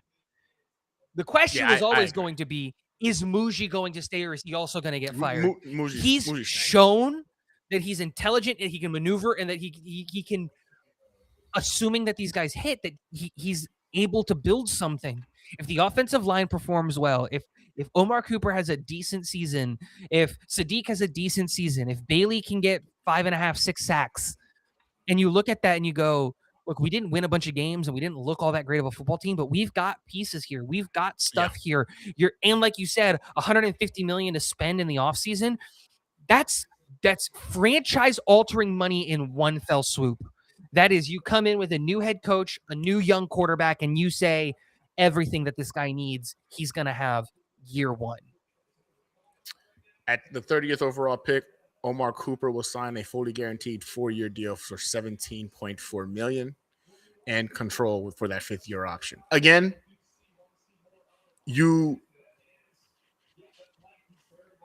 that 5th-year control matters. It just does, right? Especially if he's a dude. If we hit and he's a dude, like, and then he's going to grow with that franchise quarterback you draft next year. And what makes it great again is Geno Smith being the veteran that he is, and he's played with some dogs. He's played with the JSNs in the NFL. He now brings a level of experience to where he can go ahead and break these guys down. This is how the elite guys right now in the league are doing it. This is how I play with those guys. What are you looking at? Somebody just trade up again? What is Seattle doing? Bro. They just drafted someone that's trash. Seattle, excuse me? I know you just won the Super Bowl, but excuse you. Hey, they can do whatever they want. They just won the Super Bowl, bro. Honestly, they can do whatever the hell they want. No, you're not wrong. You're not wrong. But yeah, I look at this draft, and again, I'm going to reiterate this. Bailey and Sadiq, I was just like, wow, this is kind of sad. You incorporate Cooper, and it does make everything more palatable because you were able to get. I mean, it's a broader picture. That's the word. Thank you. Broader picture. It just paints a see broader bigger picture now. We had a very narrow view of that first round before, and now we get Cooper, and it expands the aperture of the camera a little bit, and we can kind of see what's going to happen. Did we get any superstar players? No. But what we did get is good football players. You got football players. That's what you can say about all of these guys. This is They're good football players. Yep. And are they going to be superstars? Absolutely not. But these are guys that are like I said earlier in the draft, why did you go Bailey? Because Bailey is more likely to work in the NFL. He doesn't need all of that coaching. You're trying to get a player that's Glenn-proof. Why did you go Sadiq? Because Sadiq is a good character guy, and he's going to just – dude, when you're that athletic and you're that physical and you've got that ability, you're just going to work in the NFL. Are you going to be a super-duper superstar? Not necessarily. You can be, but you're just going to kind of work in the NFL. And the same thing with Omar Cooper. Is Omar Cooper the best wide receiver in this class? No. Does he even have that ceiling to be the best wide receiver in that class? No. But what he can be is a discount Deebo Samuel. And dude, I'll take that all day of the every day of the year. All day. He can be Gadget a great guy who wide can run receiver routes too. really well, who has strong hands, can catch. He's good, physical. average, athletic NFL size and good route running. Like, he's just a good football player. Dude, this is the definition of a C+ draft. And C is fine. Yeah, C's passing. C's passing. Yeah, I see Billy talking about B+.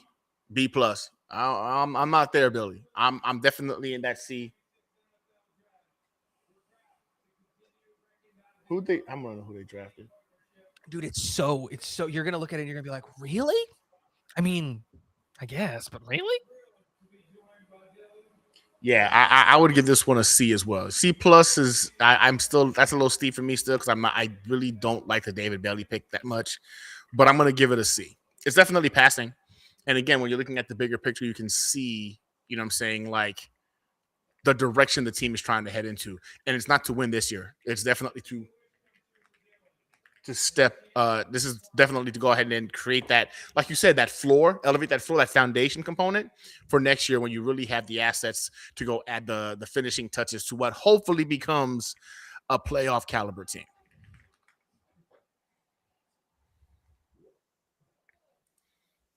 Shaw Dog goes, boys, is this the vodka or did we really just land Cooper and Sadiq? Nah, man, it happened. It happened. I would have preferred it in the reverse order. It wouldn't have happened in the reverse order. That's not possible. No. Sadiq doesn't make it past the Panthers. And I think it's a win because again, I'll say this, every talent you got in this first round are first round talents. All of them.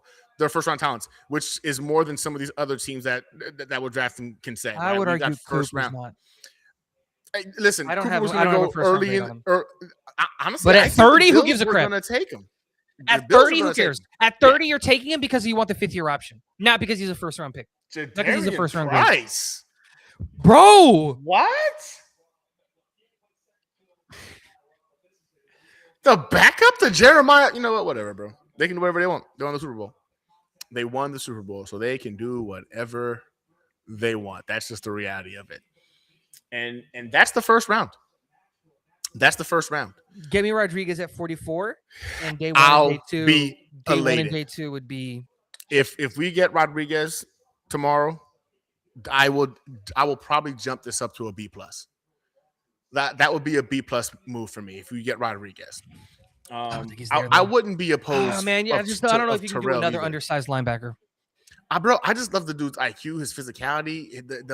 He understands defense from an offensive mindset. Like, I think when you've got that level of IQ of seeing what the offense is trying to do because you played quarterback, not just in high school but in college before you became a linebacker, that's literally a quarterback on the field. It's literally a quarterback on the field playing defense. I like his tenacity. I like his IQ. I like his physicality. I'd be happy with Rodriguez. I would. But that's the draft, y'all. That's the first round. The second round kicks off tomorrow. What time is the second round kick off tomorrow? Because we kicked off a little late today. Like 5 or 6. Okay, It's earlier in the day because they got to do the second and the third. The second and the third round. So you down to jump on tomorrow to go ahead and follow the second round? I cannot. I am not tomorrow. Booked until Very like well. 8:39. Oh, all right, cool. So I'll probably jump on and do the second round to kind of see what the Jets do. Since we don't have a pick in the third, I'll probably call it after the second. But overall, man, like, listen, drop in the comments how you feel about the Jets draft. I'm giving it a C. Tigo's calling it a C plus. Yep. No, it's a C plus. It's right in that range. Okay. You go out there and get a cornerback at 44, you maybe get a C plus B minus. If you go get me Rodriguez, I'll bring you up to a B plus. I like him that much, right? And I'll make it a B if you go get Terrell. So there's still room for improvement here. Again, this was just the first round. We've got, the picks in this. Well, one pick left in the second, and we've also got picks in the 5th, the 4th, and 6th. No 7th rounder this year. I think it's 4th, 5th, 6th. We got picks left. So it ain't over yet. But again, the New York Jets went with edge David Bailey with the 2nd overall pick. Then we got Kenyon Sadiq with the 16th overall pick, closing it out with Cooper with the 30th overall pick, trading back into the first round. So again, I think they got 3 first-round talents, but Tigo would tell you 2.5 first-round talents. Nevertheless, at pick 30, really hard to argue that. They ultimately got a receiver in this building to literally help alleviate the pressure on Garrett Wilson and hopefully make the job of our future franchise quarterback, or even Geno Smith this year, to make the season fun, at least for the New York Jets. So either way, that's the first round. Tigo, any last words? It's going to be – the draft actually starts tomorrow, right? Now we're going to see all of the work that Mougey has put in and his staff and going on and seeing what happens. But there's – my biggest concern coming into this draft is that we were going to walk away with this draft without any like hope of what this team might look like, or like just positives or anything like that. Right. And I think the Cooper draft, I was already in that, like, trying to look at this positively. I think getting Cooper put us in a position where, you know what? There's some hope here. We're building a foundation here of something that might do something eventually. And that's nice. Yeah. I mean, in a nutshell, it wasn't the flashiest. It wasn't the best draft. It was mid, but it was mid to the point where you added legitimate football players to this roster. Was, I'll end it with this. For you to achieve a mid draft in a draft class that is generationally mid is an achievement. That's a very good point. Actually, this draft class is horrible. Yeah. It's not good. And we walked away with a draft class that you can go, you know what? That's not that bad. And I think that's the best that you can ask for. 100%. That's fair. That's fair. Well, That's the night, y'all. I hope you guys enjoyed the back and forth. Hope you guys enjoyed the surprises that was this NFL draft. We appreciate y'all spending y'all time with us, man. And hopefully we see you guys again tomorrow. But if not, the Hangar Hangout will be back next week at its regularly scheduled time, where we'll be going over the entire draft in terms of what the AFC East did and, of course, what the New York Jets do as well. So without further ado, I appreciate you guys. And as always, yeah, go Jets. Jets, Jets, Jets. From the Meadowlands to the numbers on the board, Gunny breaking down the game like a situation report. Every snap, every stat, every play we support. You're locked in with the New York Jets situation report. White. Gunny talking drives, defense, pressure and score, film room analytics, draft picks and a whole lot more. If this game